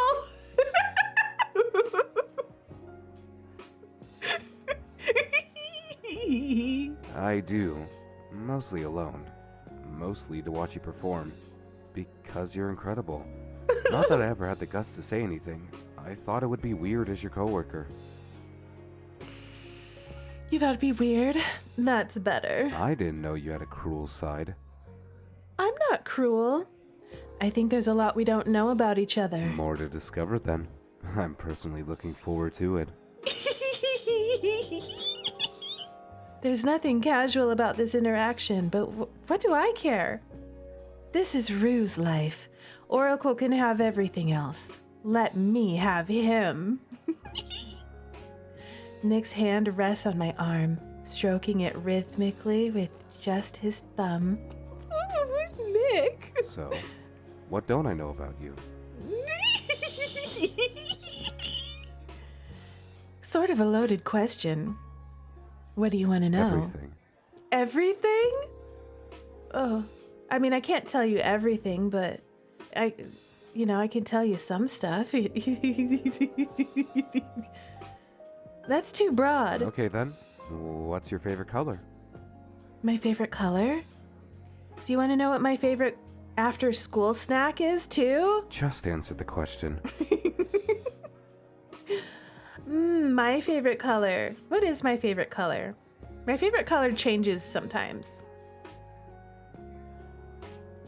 Because if you notice, my favorite colors are all represented in my little background. Purple, blue, pink, yellow. Those are my favorite colors. I'm going to say a warm color. I have a choice between red, yellow, and pink.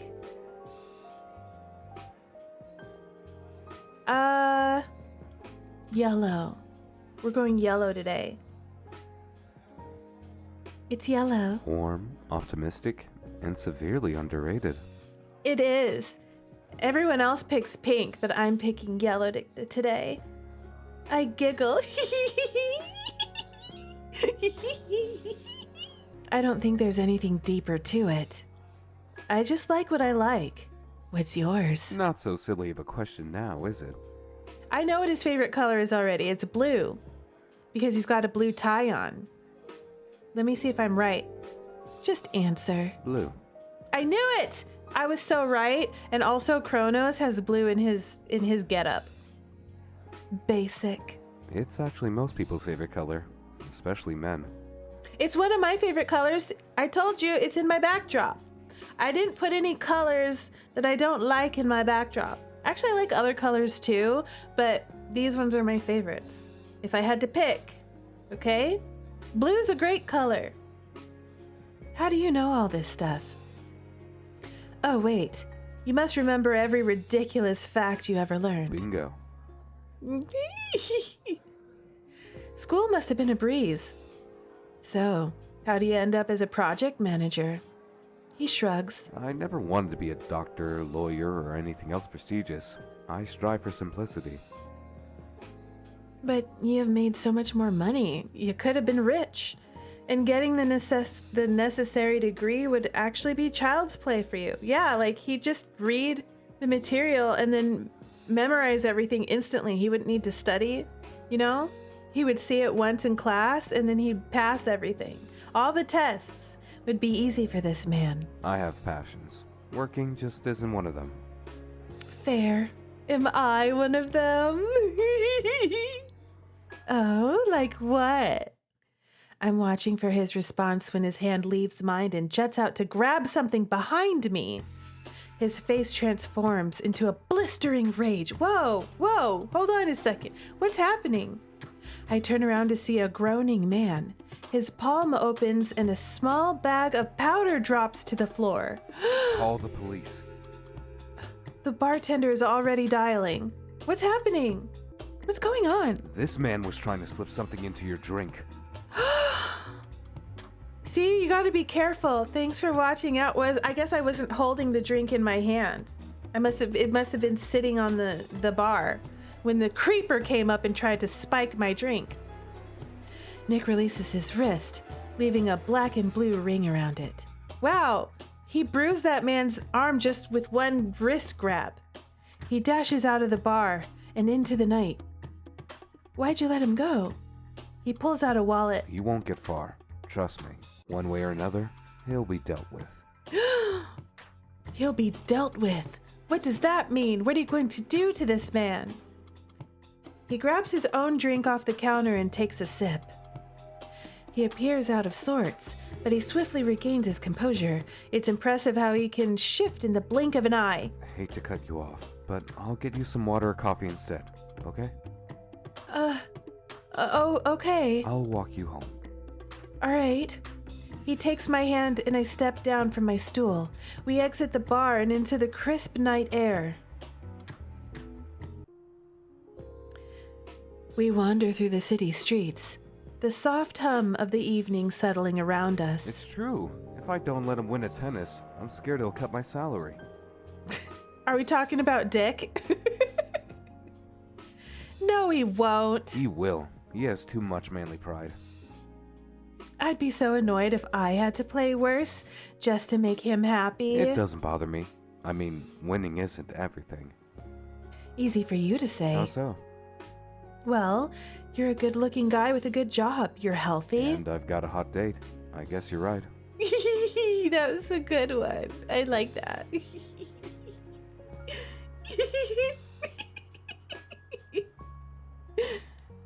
I blush, turning my face away for a moment. He reaches for my hand, intertwining our fingers. You're always right. I am always right. That's exactly right. I'm always right. Am I, though? Enough with the flattery. I shove him slightly.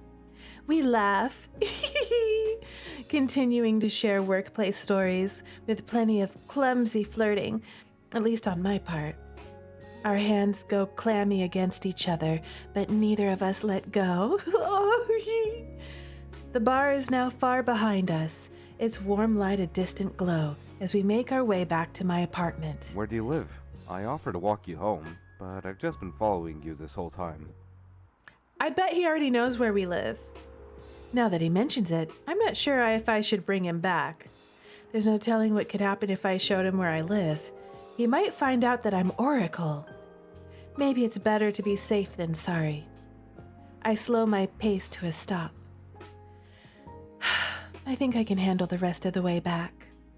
Nick's eyes fill with disappointment. It's a feeling I share. I also don't want this night to end.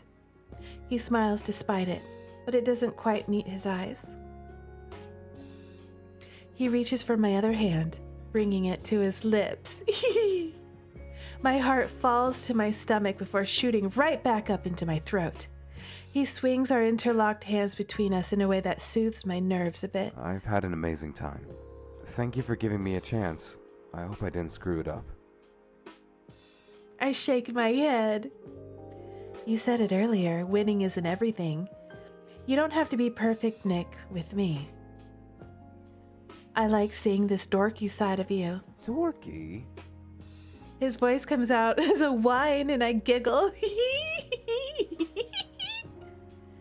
It's okay. I still think you're cute. I'm a bit of a nerd myself. Oh, I know that. You do? I scrunch my nose up at him. Shut up. I smile up at him, and he returns the gesture with one of his own. A genuine one this time. The kind of smile that never fails to make my heart flutter. The lingering buzz of the date wraps us in a comfortable silence. I can't help but feel the pull between us, the invisible thread that draws him closer to me with each passing moment. We both know exactly what is coming, but neither of us rushes it. We don't need to. We know it's coming. I can feel the electricity crackling between us, that undeniable spark. Then, almost instinctively, he takes a step closer, the air between us growing warmer, our breaths almost in sync. The tension is palpable, the kind of moment where time stretches and nothing else matters. His face inches closer and I close my eyes, bracing for impact.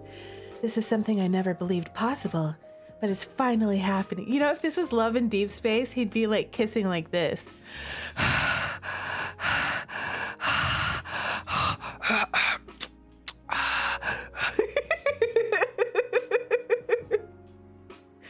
That's what kissing sounds like in Love in Deep Space.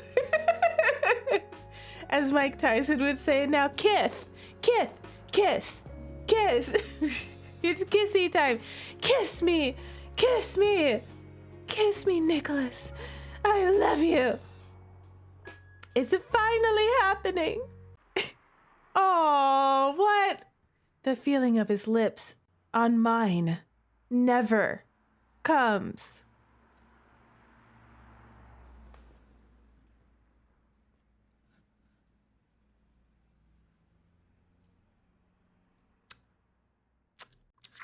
What just happened? What just happened? Why is this my life? Why is this happening? The whole day is ruined. The entire day is ruined. The music stopped. Joy, how dare you? Joy?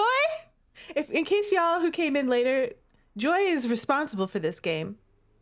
Okay? Joy is the dev for this game. Joy? How dare you? How absolutely dare you? I am calling you out. I can't believe you've done this. For shame. Exactly. How could you? How could you do this to us? Okay? I'm gonna cry. You're the real supervillain all along.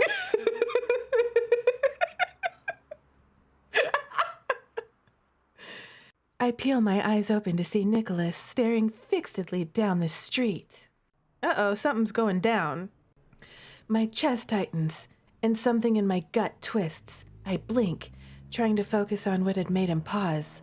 He pulls back, his expression shifting into something more guarded, even as he tries to mask it with a casual smile. Sorry. You should be sorry. He steps back slightly, his voice a little sharper than I expected. I just remembered. I have to go. What's down the street? What did you see that made you stop?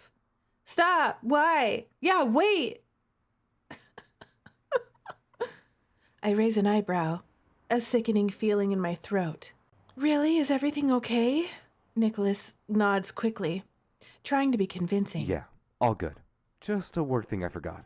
Gotta get squared away before tomorrow. He's like, hold on, I need to get my Yandere cage ready first.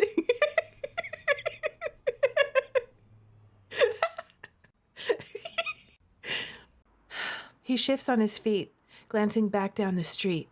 He wants to get away from me that badly? Damn it. That's what I said, girl. Why? I do everything in my power to not sound defeated. Well, I guess I'll see you around. Yeah, definitely. We should do this again sometime soon. Yeah, sure. What? Why would he say that? His words are smooth, rehearsed, but it's clear he's planning his exit. He nods at me, stepping back, and begins to walk away. I can't even bear to watch him go. Nicholas, don't leave me. It takes everything in me not to sprint back to my apartment and hide under the sheets for the rest of my life. I get it, girl. That was rough. The first thing I see when I open my eyes is Chronos. In what looks to be some sort of a warehouse? Wait a second. Am I having a vision? I'm having a vision, right? I must be having a vision. He's always talking. Always? I clutch my head, groaning. I have a headache? Did he drug me? What's happening?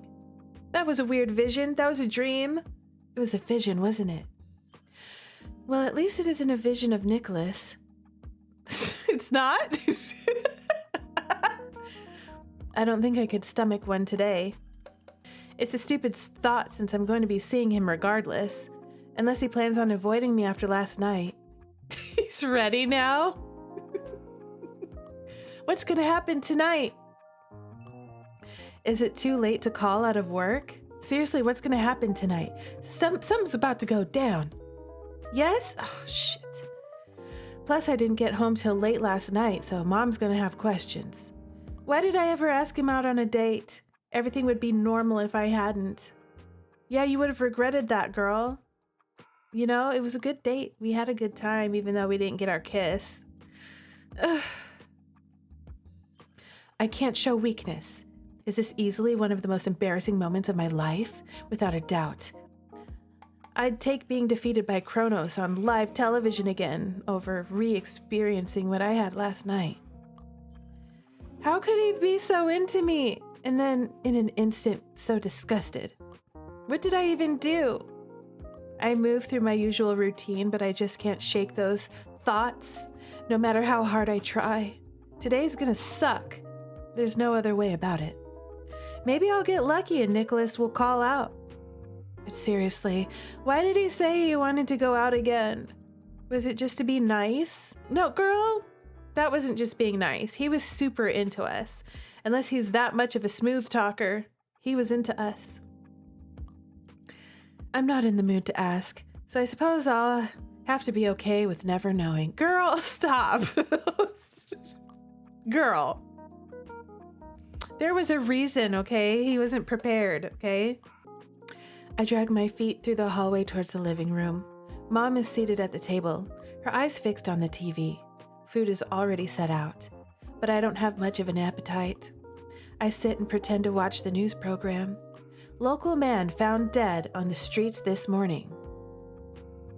A local man found dead? Would that happen to be the man that tried to spike our drink, perhaps? This day just gets worse and worse.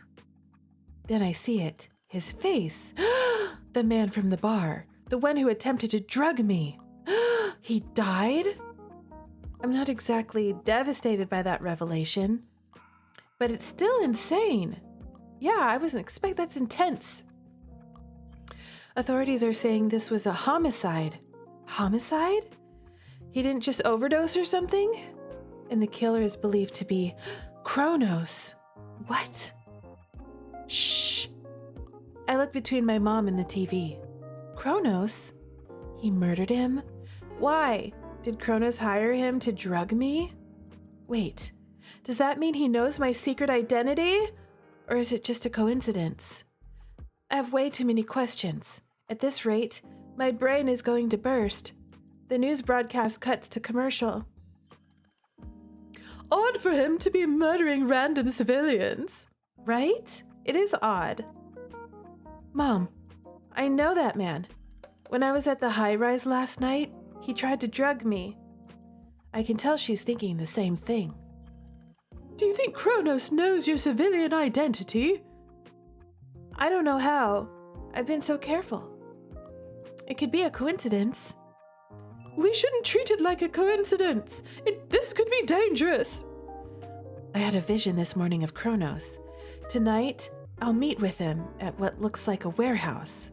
That's what was in my vision, you know? I was in a warehouse, my head was hurting. You'll have to prepare. You need to stop him this time, for good. I nod. I know. If I were you, I'd try to find out which warehouse he'll be at. I already planned on it. Look, I'm gonna go head to the office early. I've got much to do today. Okay, please be safe. I love you. I love you too, Mom. I will. I love you too. I'm out the door a minute later. I catch an early train, getting to the office right as Richard does.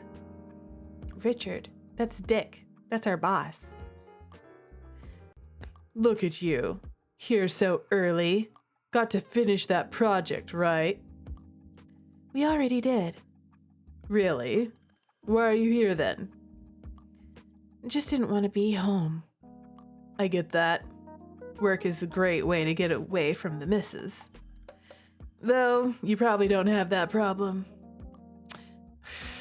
I was the urge to roll my eyes, finding my desk and searching up all the local warehouses. Also, that was a jab at your wife, you know, avoiding the missus.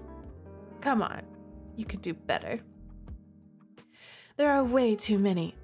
I start taking note of each one, looking at the photos closely and trying to match them with the warehouse in my vision. I'm interrupted when Richard approaches with a bouquet in a hand, setting it on my desk. Excuse me? Aren't you my boss? Aren't you married? Why are you putting a bouquet on my desk? I look at him questioningly. What are you doing? They're for you. They're for me? Why? Why are they for me? I stand up and inspect them suspiciously. My heart drops when I see who it's from. From Nick with a little heart. Oh, they're not from me. They're not from Richard. They're from Nick. He sent us flowers. It's so precious. Oh my God. Nick. How sweet. Oh my gosh. I love them. I love the flowers. Hearts. I'm in love. They're daisies with bright yellow centers. He remembered my favorite color, yellow. I reach for the envelope and read it over. Dear Rue, I want to tell you how sorry I am for how things ended last night. I was incredibly nervous and I didn't handle myself well. I'll do what I can to make it up to you. These flowers are just the start. I couldn't help but think of you when I saw them, though they can hardly compare to how beautiful you are. He's so smooth, Nicholas. He's so smooth, y'all. He's a charmer. A sense of relief washes over me. I wasn't expecting this. So does he like me? He was just nervous? That's all it was? He's more unpredictable than I thought. Why didn't he give me the flowers himself? Is he not coming to work then? It's presentation day. I'd hate to do it all alone. Just as that thought starts to settle in. Good morning, Nick. Morning, Dick. Are they here? Richard points in my direction. Nick beelines for me, looking a little disheveled. Did he walk here or something? What do you think of them? Again, I'm so sorry. I love them. You know what? You're forgiven. It's okay if you were nervous, okay? It's all right. You got cold feet. But you sent me beautiful flowers and had them delivered to my desk. It's okay. I appreciate your apology. I stare at the flowers on my desk, feeling the best that I've felt in hours. He breathes a sigh of relief. You have no idea how happy I am to hear you say that. I want to make it up to you. Why don't we do something tonight? Or is that too soon for a second date? Yes, let's go on a second date.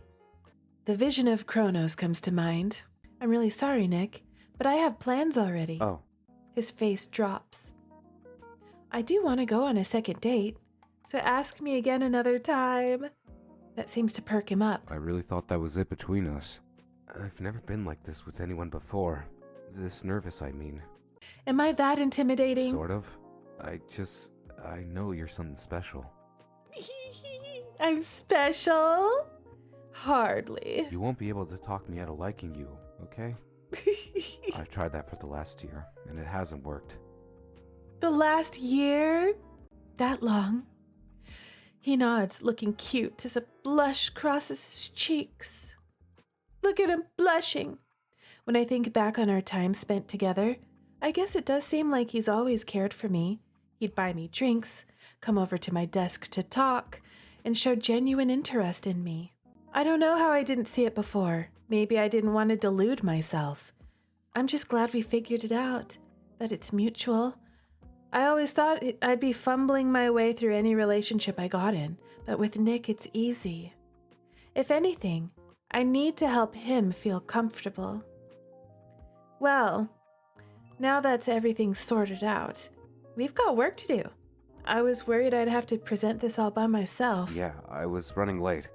I had to go to the police station, then the flower shop. The police station? You didn't hear? That guy that tried to roof you last night died.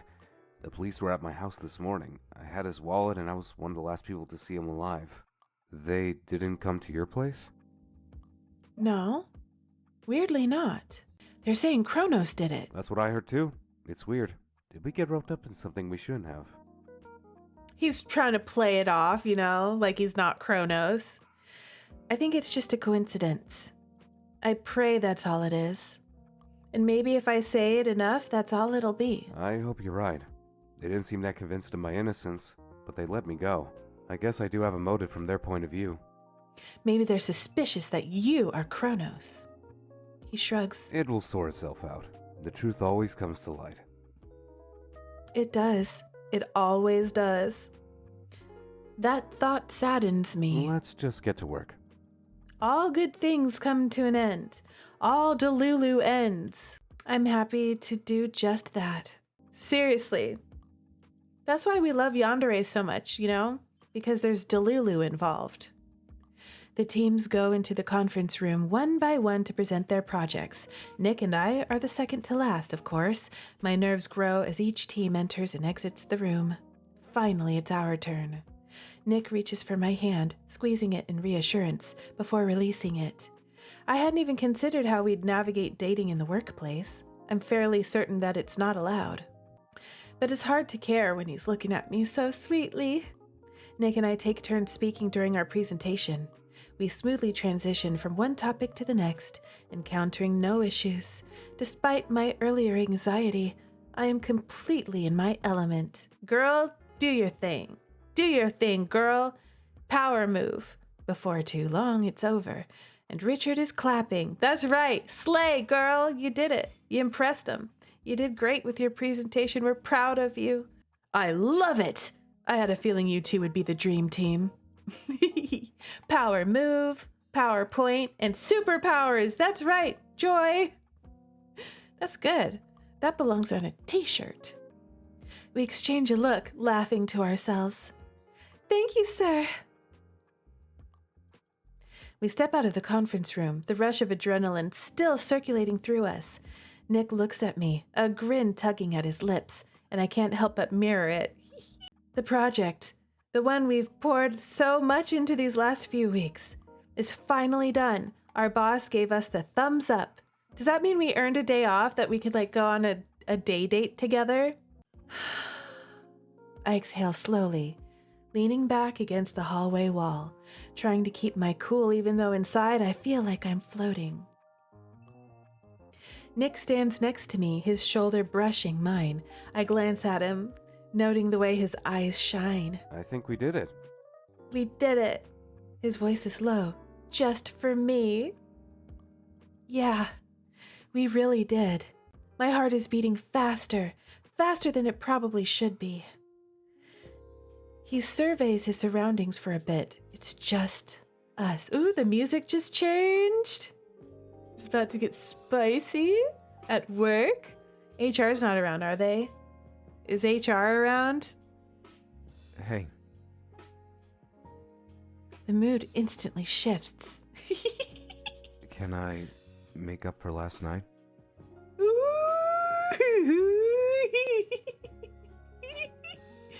Y'all? Are we really about to make up for last night? Are we going to pick up where we left off? Before we were so rudely interrupted by murder. He leans in, his breath warm against my cheek. I can feel the pull, the tension between us growing stronger. Say yes or kiss him. I don't know what I want to say. You said there's no wrong answers, right? There's no wrong answers?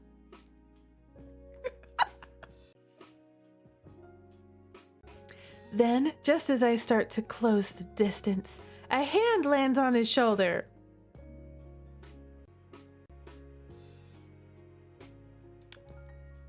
Joy? Joy! Stop. A hand lands on his shoulder? Whose hand? I freeze, my stomach plummeting.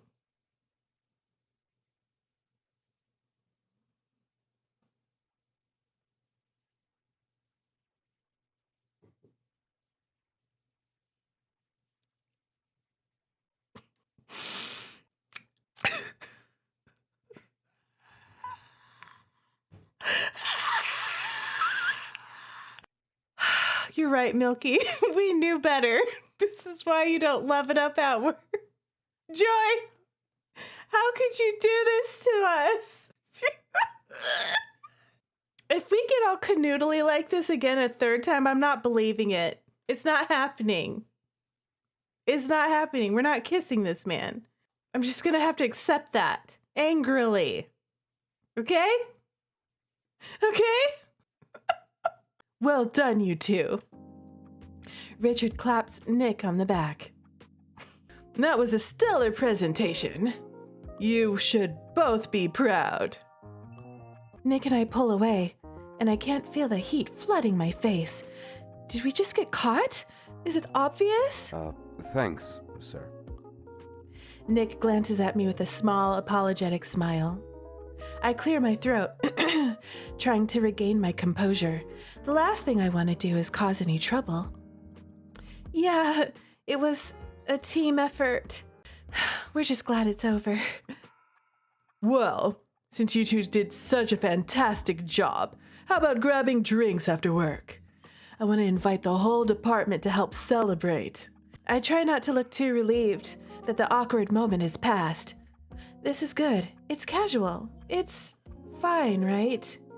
It's fine! Nick looks at me for a second, and I catch his eye. His smile is still there, just as warm. But then he turns back to our boss.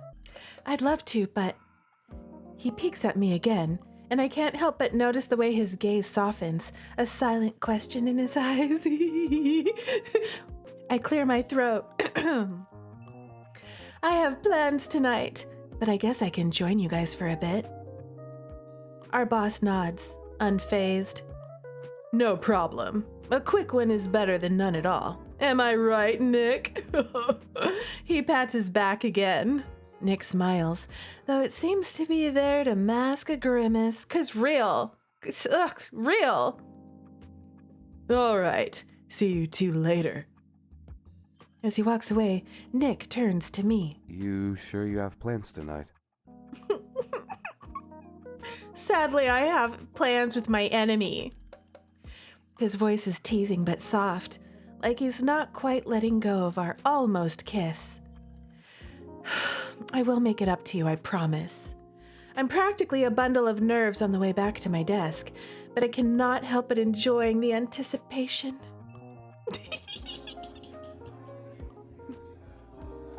The office party is buzzing with energy. We're free of our cubicles, and I'm finally able to relax a little. We raise a toast before breaking off into our little groups. Nick and I gravitate towards each other, naturally. He takes a seat across from me, leaning against the bar. His usual confident grin lights up the room. One more round? I'm buying. I smile, feeling the warmth of the drink already settling in. Sure, why not? I haven't finished my first one. I know better than to let myself drink too much. I need to be at my best tonight. The rest of the group is delighted by his generous offer.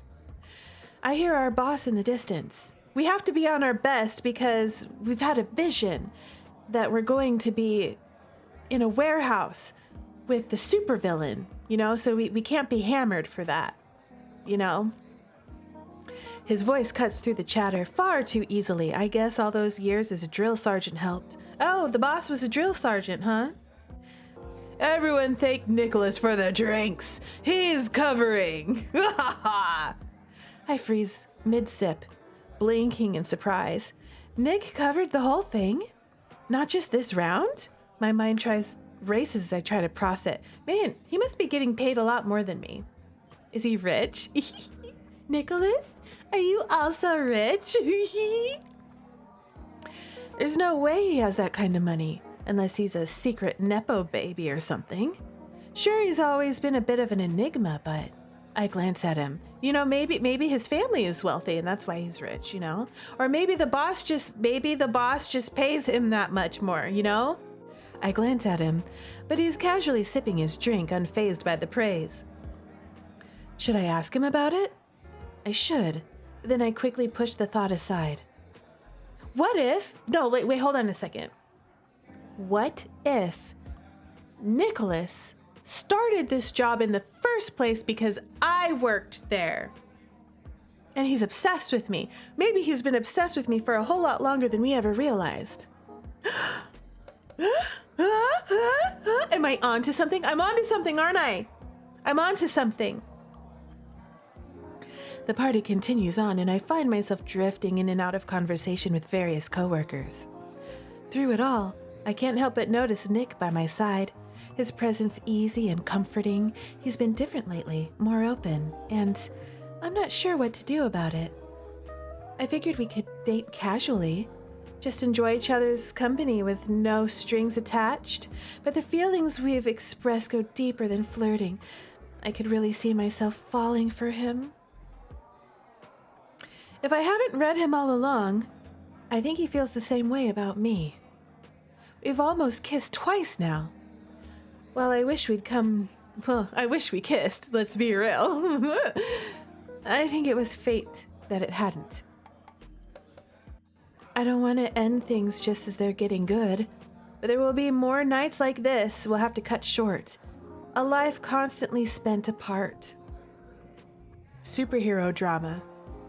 Nick deserves someone who gives the relationship their all. Girl, listen. I know I can never give him that. I shouldn't have led him on. I watch him smile and speak so easily with the others. I feel my throat tighten up and tears well in my eyes. I'm sorry, Nick. I just like you so much. I have to do it now. The longer I wait, the worse it'll be. Girl, you haven't even you went on one date. You're not even gonna try? You went on one date, that was it. You're already gonna be like, okay, I'm gonna break up with him already. After one date, I love you. But I can't give you enough time. What if he's happy with the amount of time he gets, you know? A lot of couples these days are fine with that, you know? They're like, you got a life and I got a life and I'm fine dating you anyway. You never even gave him the opportunity to decide for himself what he wants. You didn't even have a discussion with him. That's not fair, girl. It ain't fair. It'll be okay. It has to be okay. Why are we breaking up with this man? As the night wears on, I glance at my watch. It's getting late. I know I need to leave before it gets any later. I think I'm gonna head out. I tell Nick alone, my voice quieter than usual. I was hoping we could talk before I go. My pleasure. I give him a serious look. Okay, I'm being serious now. Stop being so charming, okay? We're trying to break up with you for some weird reason. And whatever is left of his smile melts off his face, leaving a weary expression in its place. Yeah, we can talk. The buzz of conversation fades out as we step into the cool night. It's almost our time. The thought saddens me. I don't know how often we'll spend together after this, depending on how he takes it. This could very well be our last conversation. Our last conversation? I take a deep breath, trying to calm my racing thoughts. So, what's on your mind? Nick's voice is soft, the kind of sound you'd expect in a room full of silence, not amidst a party. He walks over slowly, hands in his jacket pockets, his steps cautious but steady. Nick's voice is soft, the kind of sound you'd expect in a room full of silence, not amidst a party. He walks over slowly, hands in his jacket pockets. He steps cautious but steady. My heart stutters in my chest. I wanted to talk about us. My tone says it all. Girl, first of all, you're not allowed to break up with a Yandere. That's the first thing. They don't let you break up with them. Second of all, why the hell would you break up with him? Why? Why? I force myself to continue, though every word feels like it's been dragged, kicking and screaming out of me. It's complicated, Nick. Believe me when I say I never wanted to have this conversation. I never wanted this I didn't want to have to do this, okay? Nick steps closer, his gaze unwavering. Complicated? Feels like something more than complicated. You're pushing me away. It's true. I am. Before we've even started. It's true. I inhale sharply. I know what he wants to hear. I know what he's hoping for, but I can't give in. Not with the double life I lead and the danger that comes with it. Not without risking everything. You know what I think? I think MC in this moment caused the vision. I think the vision might not have happened. That whole situation of being in the warehouse or whatever. Right? Because we can see the future. I bet it wouldn't have happened if we didn't try to break up with this man. I'm just saying. I just don't think it's a good idea. I don't want to be selfish. The words are true, but come out stiff and unconvincing. Nick raises an eyebrow, clearly not satisfied with my answer. Why shouldn't you be selfish? This is about us, not anyone else. Do you think we wouldn't work? I kind of agree with him right now. Like, I don't see why we have to break up, okay? I hesitate, fighting back the urge to run, but I owe him more than this vague response. He deserves an explanation, even if it's not the truth. Girl? No, I think we do work well. I have a lot of personal things going on. Things I can't share. Things that I'm not ready to share with anyone, not right now. Nick furrows his brow, a flicker of confusion crossing his features. I know you said you aren't ready to share, but I want you to know you can talk to me. Maybe not now, but eventually. I know. He runs a hand through his hair. I like it when they do that. I just don't like the idea of you rejecting me and using this as an excuse. If this is true, then I can accept that. Of course it's the truth. I do like you. Don't doubt that for a second. I turn away from him, taking a deep breath. I can feel my composure beginning to slip. It's not just about me, Nick. It's about us.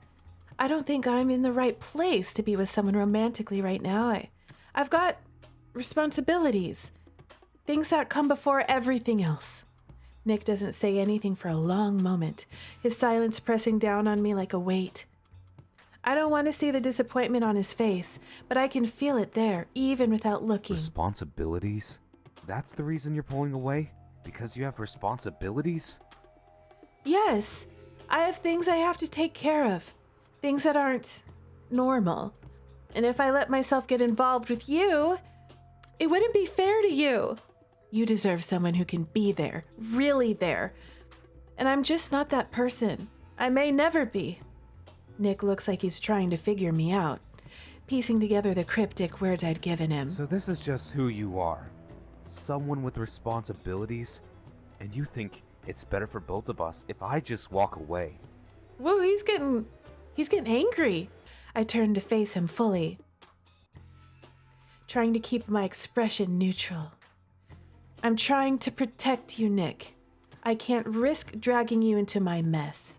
You wouldn't understand. He takes a step forward, eyes narrowing. I wish you tried to tell me. I don't care about my safety.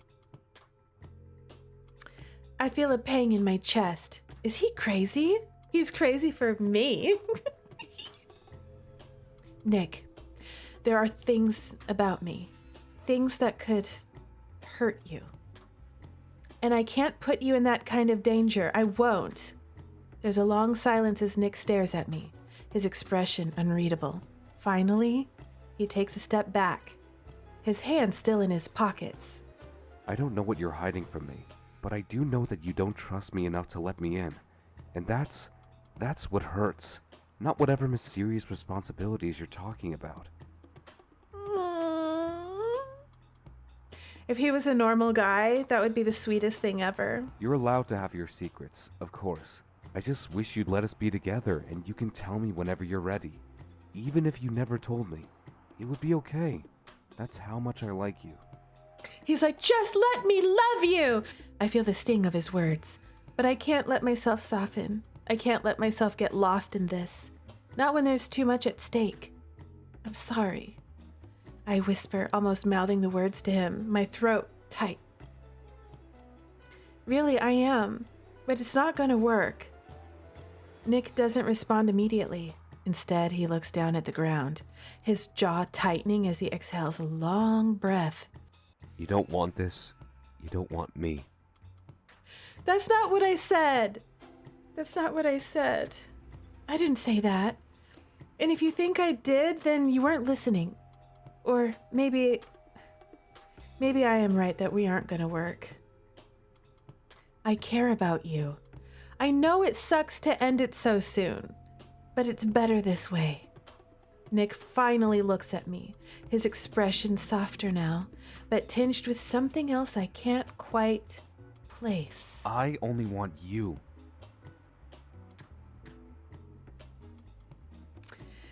I swallow, trying to find the right words, but none come. Please don't make this harder for me. I know you'll make someone really happy one day. I just won't be that person. Nick doesn't argue. He just nods once, the sound of the street filling the silence that follows. Fine. He turns to head back inside. Why does it have to be this way? I'll let you go. But if you ever want to talk about what's really going on, you know where to find me. I watch him walk away, every step cutting deeper into me. I want to say something to stop him, but I know I can't. Not without risking everything I've worked so hard to keep hidden. And so, I stay silent. I know I've made the right decision, even though it feels like I've just let something important slip away. It was always gonna hurt, but not like this. The weight of the world sits heavy on my shoulders as I arrive at the convenience store on my way home. We're gonna get snacks, sugar. You know what we need? Cookies. Ice cream. We need a pint of ice cream. Full fat, full sugar. Okay? We're gonna drown our sorrows in calories. The streets are dark and empty, the silence almost suffocating. I wish I knew exactly when Chronos is going to appear. I could really use something to work out my frustrations right about now. Oh, I guess we're not getting snacks. We're going to wait around for Chronos to appear. I push open the door to the store and grab a bottle of water, along with a snack. Nothing special. Just something I do before a storm hits. I step back outside and I feel the sting of the cold air on my cheeks. I glance around for any signs of movement, noting the silence. I continue my walk, trying to ignore the growing pit in my stomach. While climbing the steps to my apartment, I notice something's off right away. The front door is ajar. I freeze for a second, my heart pounding against my chest. I take hesitant steps forward. Is Mama okay? Is our mom okay? Uh-oh. Oh my gosh. What happened? Also, there's no music right now. It's eerily silent. This isn't right. My mother would never leave the door like this. What's happening? I rush inside, frantically searching the place. Mom! Mom! Where are you? The house is empty. Panic grips my heart and my breath quickens. I run to the phone, my hands shaking as I dial 911. 911, what's your emergency? The voice is calm, at odds with how I'm currently feeling. My mom, she's gone, she's missing. My voice cracks as I speak, a rising sense of urgency flooding through me. We've dispatched officers to your location. Stay on the line, please. I don't wait for them. I leave my phone where it is and race back outside. It's then that I see him. Nick! I stop dead in my tracks, my breath hitching as I catch his gaze. He's standing there in the street, his posture tense, like he's been waiting for me.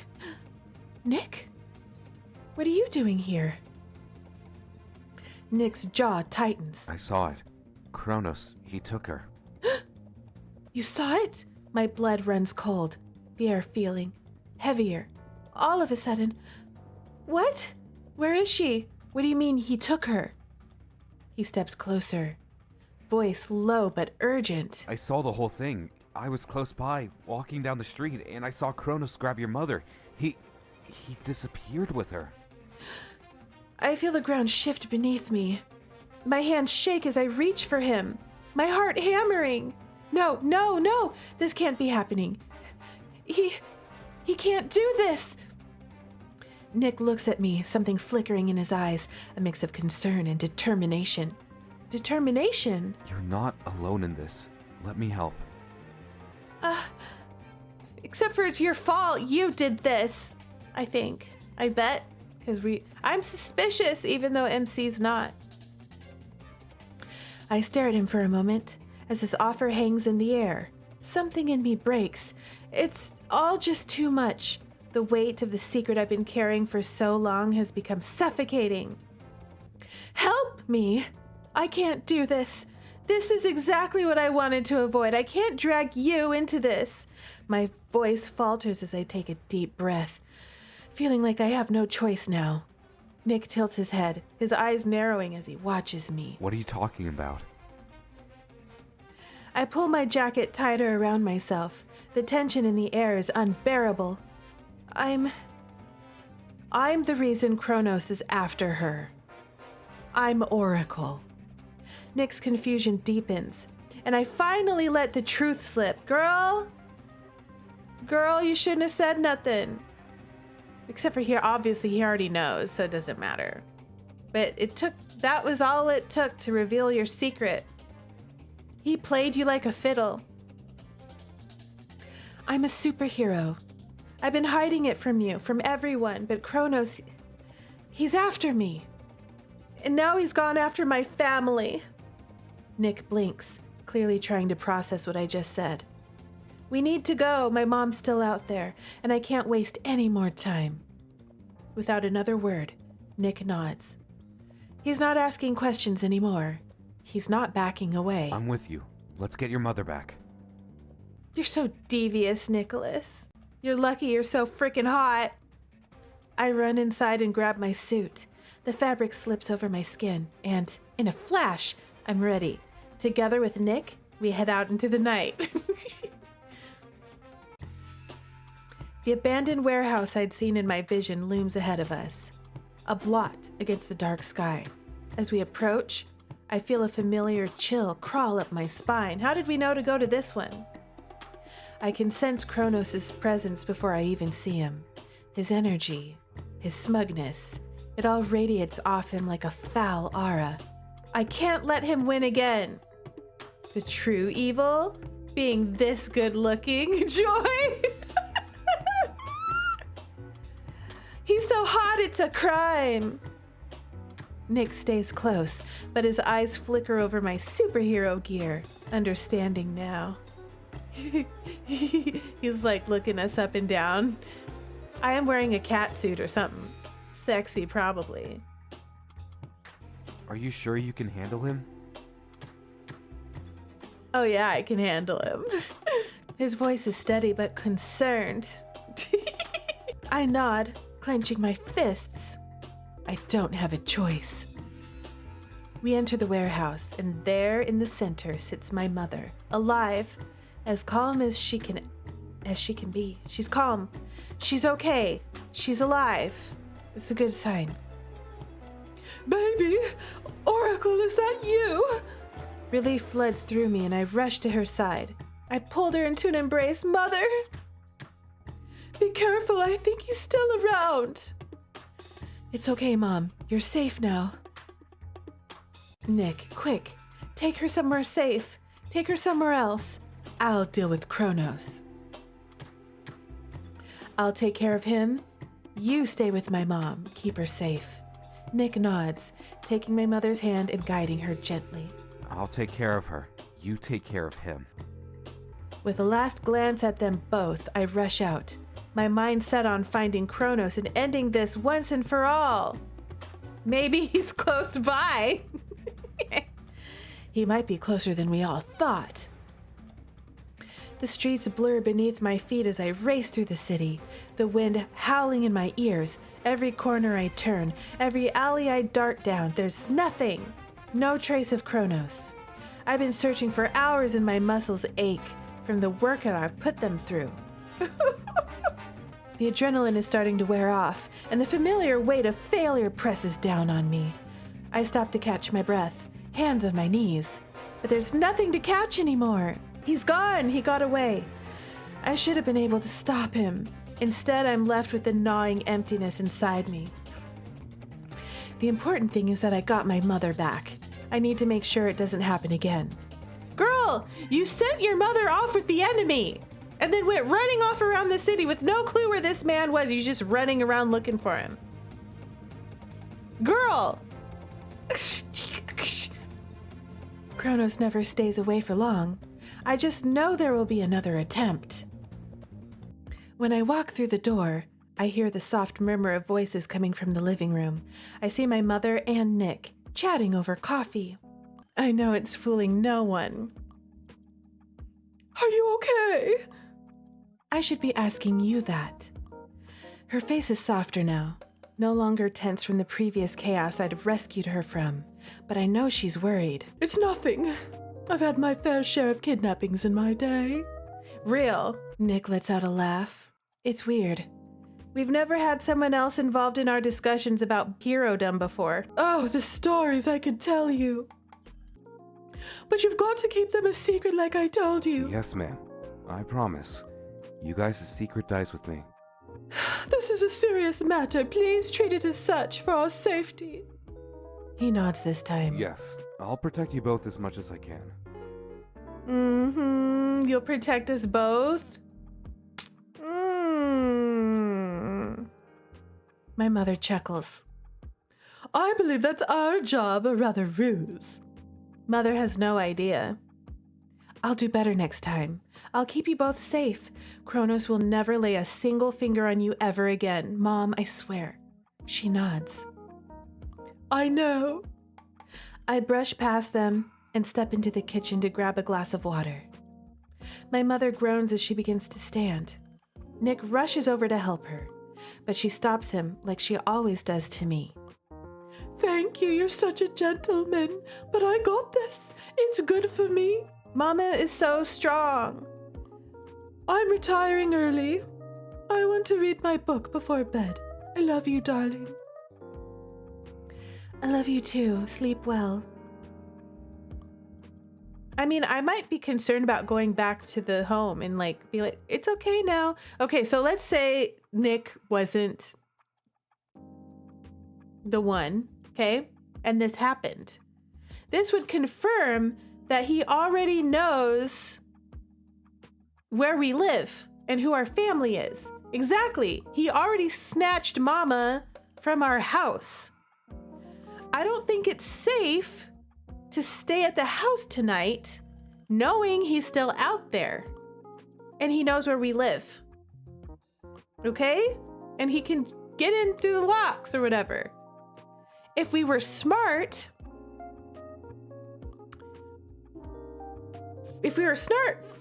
first of all, we wouldn't blindly be trusting Nicholas, who we actually don't really know all that well, with our mother, okay? Second, we would have gone to a hotel or something like that. So that way, if he is at large and maybe isn't watching us the whole time, or maybe if I really trusted Nicholas, I'd be like, take her to a secure hotel or something. Call the police, something. I wouldn't just be like, okay, we're back home now. It's fine. Okay? All right? Self-preservation 101. Sleep well, and Nick. It was wonderful meeting you. Maybe we can chat under less dire circumstances next time. He smiles. I'd like that. I mean, if it's okay. He really is good at being the perfect guy, you know, or making us think he's the perfect guy. He's really good at it. He looks at me, asking for permission silently. Without thinking, I agree. Until then. Nick and I watch as she enters her room and shuts the door. A silence settles between us. He looks at me with those warm, unwavering eyes, and it takes everything in me not to break down right then and there. It's been a day. It was scary. She was in danger. Hey, are you okay to talk again? Our last discussion crosses my mind all at once. I understand what you meant now. You're afraid of what could happen. I get that. But that doesn't change how I feel. You don't have to push me away because of it. I turn to face him, my emotions bubbling to the surface. He's standing there, so calm, so sure of himself. He loves me. He really loves me that much? Yeah, he probably loves you a little too much, you know.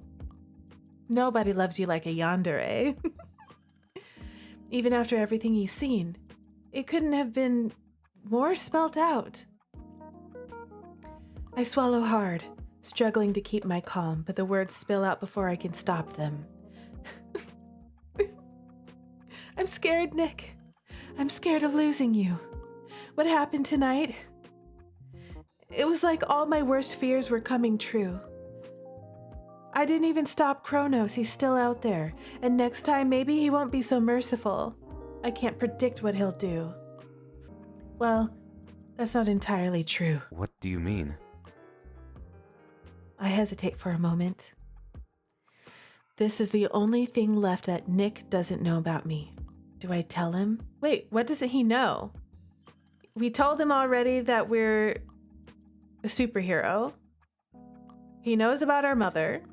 He knows that we're a singer. He knows how we like our coffee. What doesn't he know about us? Oh, no, don't tell him that. No, girl, no, stop. Girl, stop. No, don't tell him that. Do not tell him that.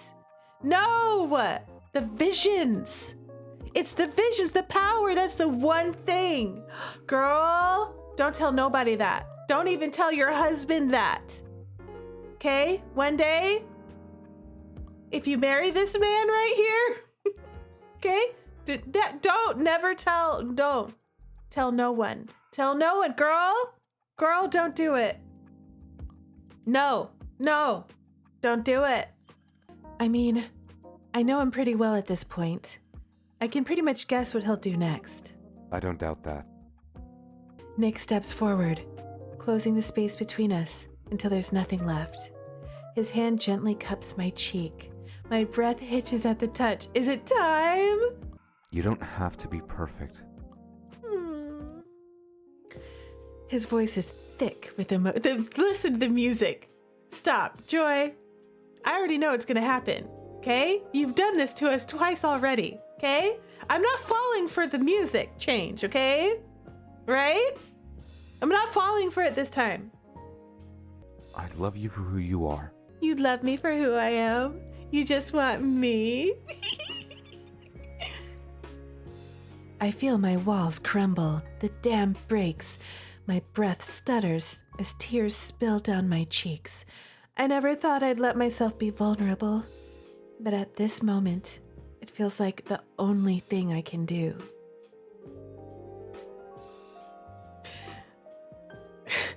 Stop making me swoon, okay? Nick pulls me into his arms, and I let myself fall into him. For the first time in what feels like forever, I feel safe. I feel like maybe, just maybe, everything will be okay. I love you too. I've always loved you, Nick.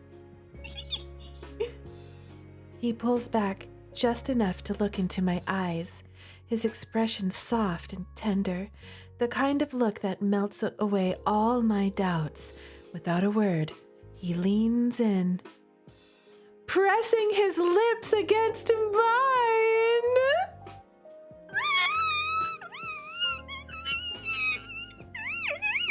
Pucker up, Nicholas.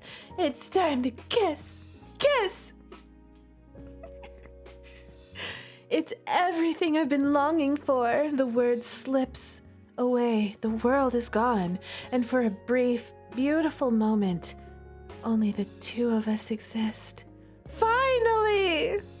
The kiss deepens, ooh, slow and lingering, and the tension in my body finally unravels. Let's go! We did it finally! Third time's a charm. I was holding out. I wasn't believing you, but here we are, finally. He holds me firm in place, sucking on my lips like he's been starved.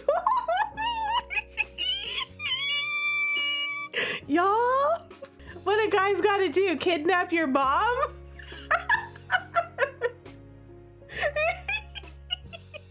You're forgiven for kidnapping my mom, by the way. I mean, I shouldn't forgive you for that. That was terrible, okay? You should be ashamed of yourself. I'm just saying. Stop. Stop judging me, okay? I like trash. Okay? I let him kiss me with all the passion I couldn't bring myself to display. Oh, he's so passionate. She's fine. She's reading a book, safe in bed. Right? He didn't actually hurt Mama. He just did it to scare us, you know? He did it to lure us out. He did rewrite your work and bring you flowers. He sure did. He did kill a guy who tried to drug you. That he did too. Major points. It's like he's healing me with every peck, every pull at my lip, with every flick of his tongue against mine. When we pull apart, I take a moment to process everything. There's no more fear, no more uncertainty, just us, the new us. Can we try? Will you be with me? Please. I want to try. I always did. I was afraid. I'm still scared. Maybe I always will be. I am too. I thought I'd lost you for good. It was driving me crazy. His eyes look a little unsteady. He looks pitiful, like a sad child or an abandoned puppy. I grab his face and kiss him in the hopes it'll perk him up. I can almost swear I see his eyes dilate. It seems to do the trick. I'm never gonna be able to forget this moment.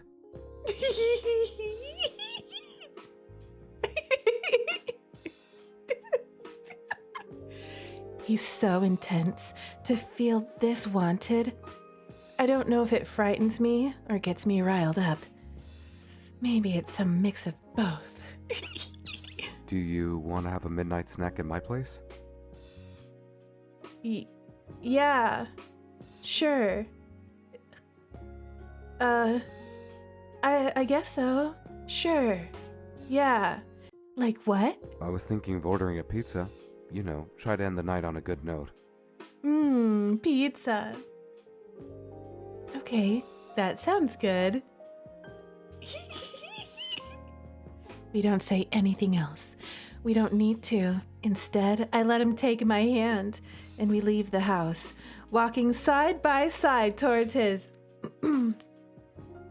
Joy, Gray, y'all are forgiven. You are forgiven. I love you now. I'm not mad anymore. The night is ours. No more hiding, no more running, just Nick and me finally together. The elevator glides up so smoothly I barely feel it moving.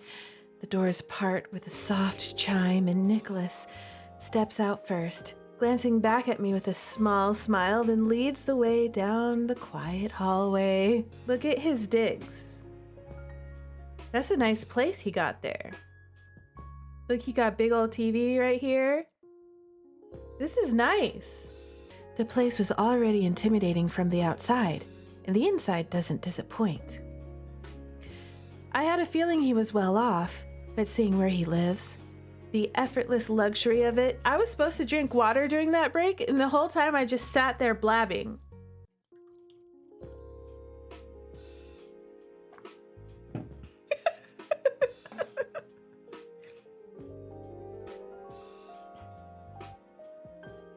The effortless luxury of it makes it real in a way it wasn't before. I didn't even know that there was a place like this within walking distance of my apartment. It's got a nice place. Here we are. He stops in front of a dark wooden door with gleaming silver handle. He unlocks it with an easy flick of his wrist and pushes it open.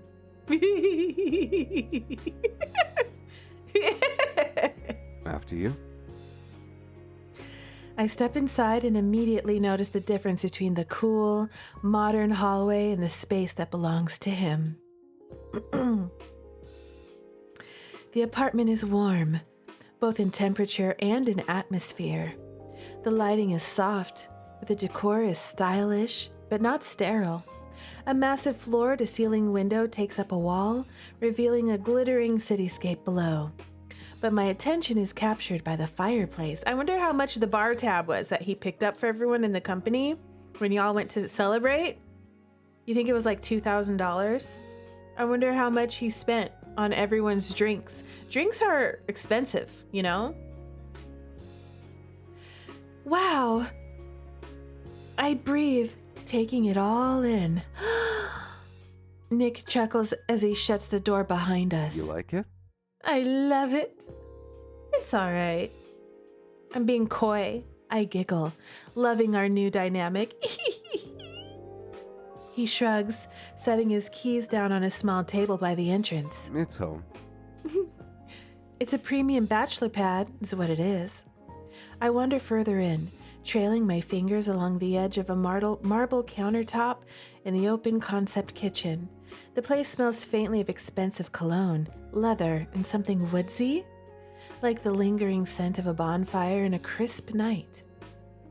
Nick pulls out his phone. I'm ordering pizza. Anything specific you want? Ooh, I get a pick. Cheese, pepperoni, vodka, Hawaiian, surprise, vodka pizza. You know what? We're gonna walk on the wild side. Surprise me. I look at him over my shoulder. Surprise me.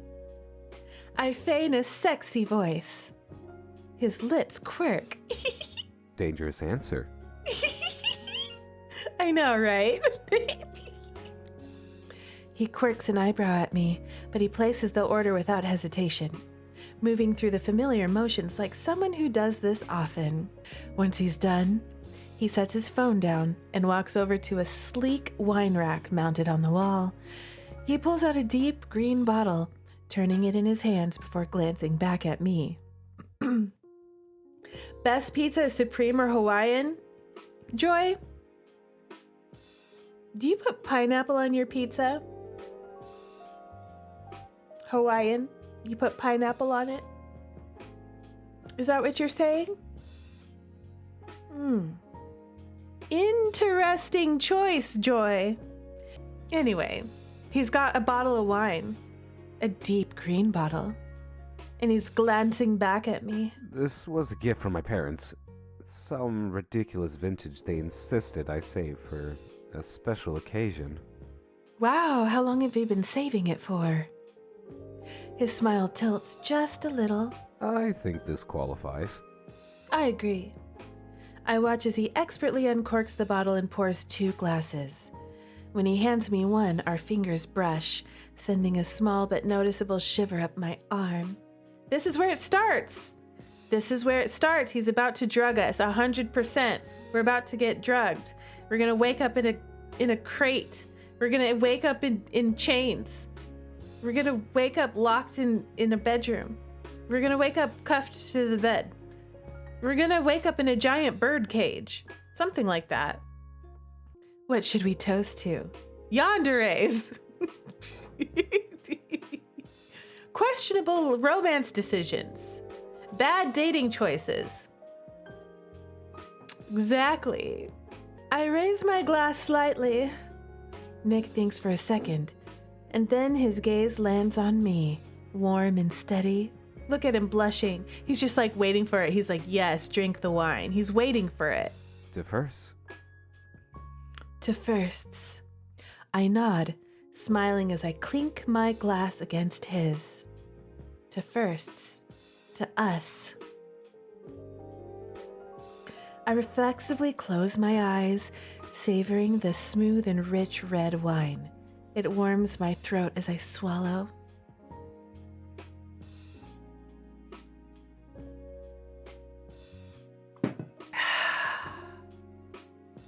Nick watches me, his expression unreadable. Oh my god. He just poisoned us, didn't he? Or he drugged us. We're about to fall asleep, aren't we? Good. I exhale slowly and nod. Very. He grins, pleased, and takes a sip himself. Then he moves over to the couch, a deep, charcoal-colored sectional positioned perfectly in front of the fire. He sits and stretches his legs out. I hesitate for only a second before joining him. The fire crackles, casting golden light across his sharp cheekbones. The curve of his jaw. I catch myself staring and quickly take another sip of wine. Whatever I can to drown away my oncoming nerves.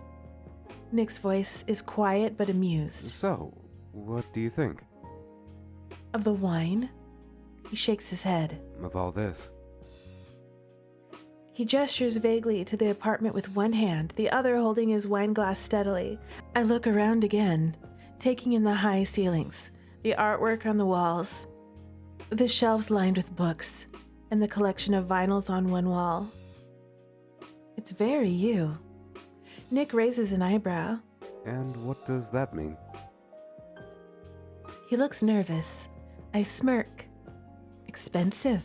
A little intimidating, but also warm, inviting. Supervillains are always like mega rich like this, you know? They're always super rich. His expression softens slightly. I'm glad you think so. Before I can respond, there's a knock at the door. That must be the pizza. That was fast. The pizza! I guess it helps the tip well. With an easy grin, he pushes off the couch. Yeah, if you tip well, then the pizza comes back faster. Yeah. I watch as he grabs his wallet and heads out to the door. Exchanging a few words with the delivery guy, he returns with a pizza box. I wonder what kind of pizza he got us, because I left it up to surprise. Yeah, cages are expensive. Exactly. The smell of melted cheese and garlic fills the air, making my stomach growl. Woo! I only hope he didn't hear it. Okay, moment of truth. It's a moment of truth. He sets the box down on the coffee table and opens it with a flourish. A classic choice, and my favorite, vodka pizza. I've never had vodka pizza before, I'm not gonna lie. I didn't know there was such a thing as vodka pizza. Not bad. I was expecting something more chaotic. Nick smirks. I considered anchovies just to mess with you.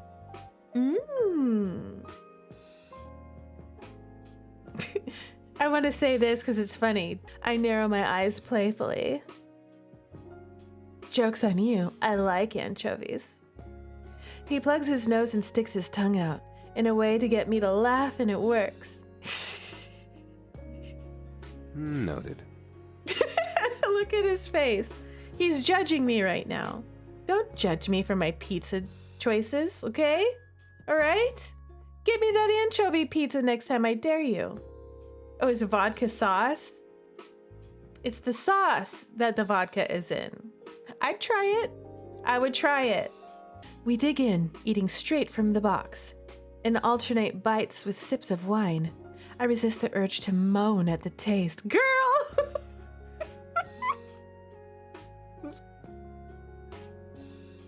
There's no shortage of great pizza places, but this is easily one of the best I've had. Maybe it's better. It's made better by the company.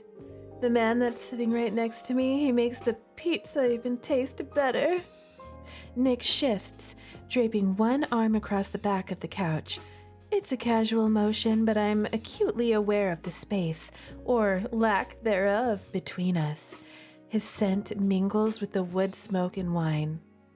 The conversation flows easily, punctuated by laughter and the occasional clink of our glasses against the coffee table. At one point, he tells me a ridiculous story from his teenage years. Something about sneaking into a high-end party he definitely wasn't invited to, and I laughed so hard I nearly spilled my drink. It's so funny. Nick stares at me, his eyes glinting with something unreadable. I love your laugh. Have I ever told you that? The sudden shift in tone makes my breath catch. I glance at him, my smile lingering but softer now. I don't think so. He shakes his head, slow and deliberate. I really should have. The air feels heavier, charged. The fire flickers, casting shadows across his face. It's getting romantic again. It's getting steamy. It looks beautiful against his mismatched eyes. Nick moves closer just a little. His fingertips brush my wrist, barely a touch, but enough to send a shiver through me. I swallow, my heart thudding a little harder against my ribs. His gaze drops to my lips before flicking back up. Can I kiss you? My breath catches. The way he said that. The way he said that. I don't answer with words. I just lean in. Nick meets me halfway. The first touch of his lips is soft and teasing. When I don't pull away, he deepens the kiss, his hand moving to cup my jaw. His thumb brushes my cheek, slow and soothing. You've made it up. You've made up for the tricks earlier, twice now. I shift, turning towards him fully. He takes the invitation, pulling me in. The kiss grows heavier, more urgent. I taste wine on his lips, making it all the more intoxicating. The heat of the fire and the warmth of his palm against my face add to the intensity. I slide a hand into his hair, and he exhales sharply, the sound vibrating between us. His other hand moves to my waist, pulling me closer until I'm practically against him. The fire crackles, the scent of smoke and spice thick in the air. When we finally break apart, we're both breathing a little harder. Nick presses his forehead against mine, his fingers still resting lightly on my waist. That was... I let out a breathless laugh. Yeah. He chuckles, his thumb tracing lazy circles on my hip. For a long moment, we just sit there. The firelight flickers around us, and the warmth of his body grounds me. I don't know how the rest of the night will go, but I know I don't want to leave. And judging by the way Nick's fingers tighten slightly on my waist, he's not quite done yet.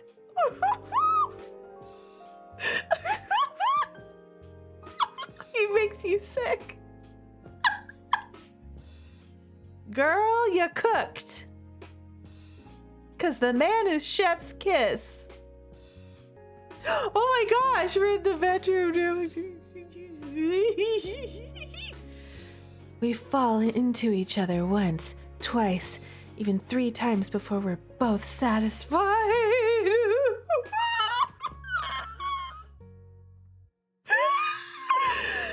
You cooked. I collapse beside him on his bed, completely spent. Girl! There's a first for everything. I turn to face Nick, who looks so good, even slick with sweat. I consider going for round 5. Girl! But I think I'm already going to be way too sore tomorrow. 1, 2, 3, 4, 5, 6, 7, 8. I told you it was an 8-pack. Hold on, for science. I knew you were something special. I've got super endurance. Oh, girl. You're telling me. How can I keep up with a superhero?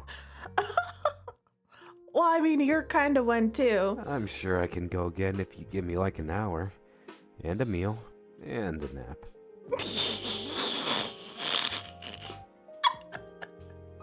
I laugh. You're good.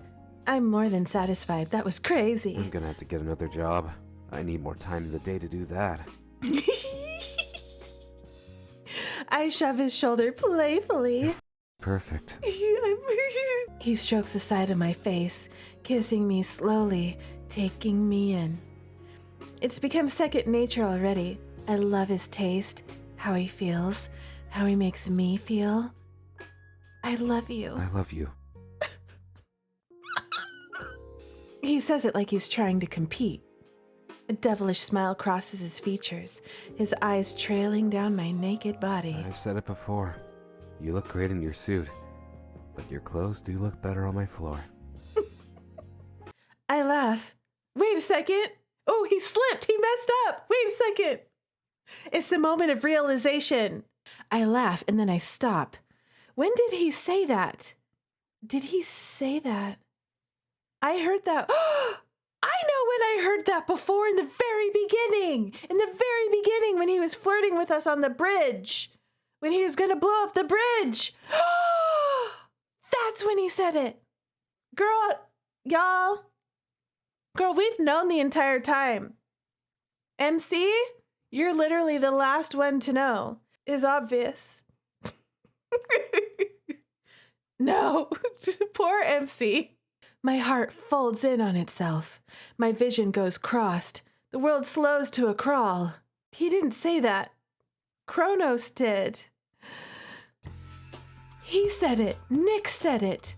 Nick. Chronos. No. God, no. I know it's true. Something in the universe clicks then. A dread falls over me. I can't even react. Are you alright? I flinch looking at him, no longer seeing Nick. His eyes are filled to the brim with concern. I close my eyes, pinching the bridge of my nose. I got a migraine, sorry, give me a moment. Oh, babe. He strokes my arm with his hand in soothing motions, but it makes my skin crawl. I need to go to the bathroom. Give me a moment. He nods slowly. Let me know if you need anything. Yeah, I say to nothing and no one. I feel the urge to escape. I don't care how. I need to get out of here. I find the bathroom and thank my lucky stars when I spot a window. Now it's just a matter of clothes. I scan the bathroom and find one luxurious towel. It'll have to do. It's the middle of the night. I can get back unseen. I just need to go. I reach for the towel, wrapping it around me. I vault out of the window and into the brutally cold night. Babe, are you okay? We could have played it off, like pretended. You know, we could have been like, oh, it's time for me to go home now. You know? But now he's suspicious. We're about to trigger the Yandere tendencies, okay? She said she had a migraine, but she's been in the bathroom for 30 minutes. I'm not in the bathroom. My chest fills with concern as I get out of the bed and enter the restroom. My entire world collapses around me when I see an open window. No. Why? How did she find out? Did I leave some clue in here? I like how we're in his point of view now. That's cool. That's fun. Had she already known? Was it something It was something I said. I rub my forehead, feeling the stupidest I've ever felt in my life. Good going, Nick. You idiot. You let your guard down, and this is what happens. just as it was getting good too. Real. Then I breathe, resisting the urge to destroy something. I shake it off. It doesn't matter. She was gonna find out eventually. It's fine. We love each other. We had a wonderful night. Nothing will change that. I step into the bathroom, surveying the scene. Did she run out in only a towel? She was that desperate, huh? Look at his face. Look at that face. Poor thing. She's terrified. I would never hurt you, Rue. You should know that. Exactly. A yandere, he'll never hurt you. I mean, he might drug you and lock you up, but he won't hurt you, you know? Whoa, hold on. CG. I look into the mirror, running my hand through my disheveled hair. Oh my god. Look at him. His eyes are glowing. One of his eyes is like glowing red. He totally looks evil right there. He's like, that's an evil face. Oh my gosh. His true colors have come out. He's done playing Mr. Nice Nicholas. He's ready to be himself, Chronos. I won't let you get away. We're meant to be together. This has only proven it. I haven't worked this hard for this long to let you get away. You can't defeat me, Rue. You never will. The mask is off. Yes, he's gone evil. Because you're mine. It's why we both have a superpower. Even the universe agrees we are bonded, whether it be by fate or some cosmic force. There's a reason our mouths fit so well together, why I fill you so perfectly. You're mine, and I am yours. I'll hunt you down to the ends of the earth if I have to. I've gotten a taste, and I can never go back to how things were before. I'm never going to let you go. You are never going to live a life without me in it. You'll never know peace unless you surrender yourself to me. I love you. I said it. You said it. I know you love me too. Why should such a little thing get between us? We're simply being tested. It's fine. We can survive even this. I want you. I need you. I love you. I'm yours. Villain, criminal, devil or otherwise. I actually get to see the obsession inside his head. You have a responsibility to this city, to me. You can't run away forever. Just be mine. I'll fight for us, tooth and nail. It is dedication. You'll realize that it isn't so easy. I'm only Chronos because you're Oracle. One cannot exist without the other. That's why I became Chronos. For you. You became Chronos for me? What do you think, y'all? Romantic or no? You know what? He has the potential to fulfill my yandere cage requirements. The cage must be large enough to fit a large size and oversized lazy boy recliner in it. And across from that lazy boy recliner, I'm gonna need a 60-inch TV. All right, I need enough space.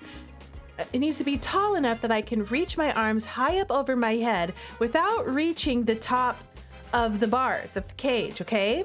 And then I'm also gonna need an ensuite bathroom in my yandere cage, you know, so that I can, and it needs to be a nice bathroom, okay? It has to be nice. I wanna be able to spend time, I need a bathtub in there so I can soak, okay? Also, I need a Nintendo Switch and I need a Steam Deck so that I can play all the Otome games I want on there. And it needs to be loaded up with the Yandere credit card, okay? So I can just buy whatever I want, all right? And give me Amazon Prime. Just put your Yandere credit card, give me Amazon Prime and let me order whatever I want to the cage, okay? And I'm not cooking or doing chores. You're doing all that, all right? You can serve me. You can bring me all of my meals, whatever I want. Snacks, tea, drinks. I need a coffee table in there too. Okay? And if in that recliner, it better like lay all the way flat if I want to sleep on it, like a luxurious bed. Okay? And I want sheets in there too that are like the highest thread count ever. Other than that, he can go off and do whatever he wants to do. I don't care. But that's the minimum requirements for the Yandere cage. Exactly. Okay? Oh yeah, I need a dog. An old, lazy dog that just wants to hang out with me all day. All right, Yandere? If you can provide all of that to me, I will willingly accept the cage. All right?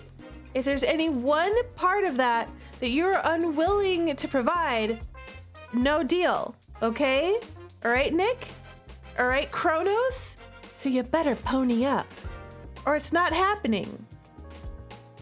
I think I've made myself pretty clear. The end! The end! Oh my gosh. Oh my gosh, we're gonna appreciate these credits. Wow. Y'all cooked. Thank you for playing. You're welcome. Thank you for making the game.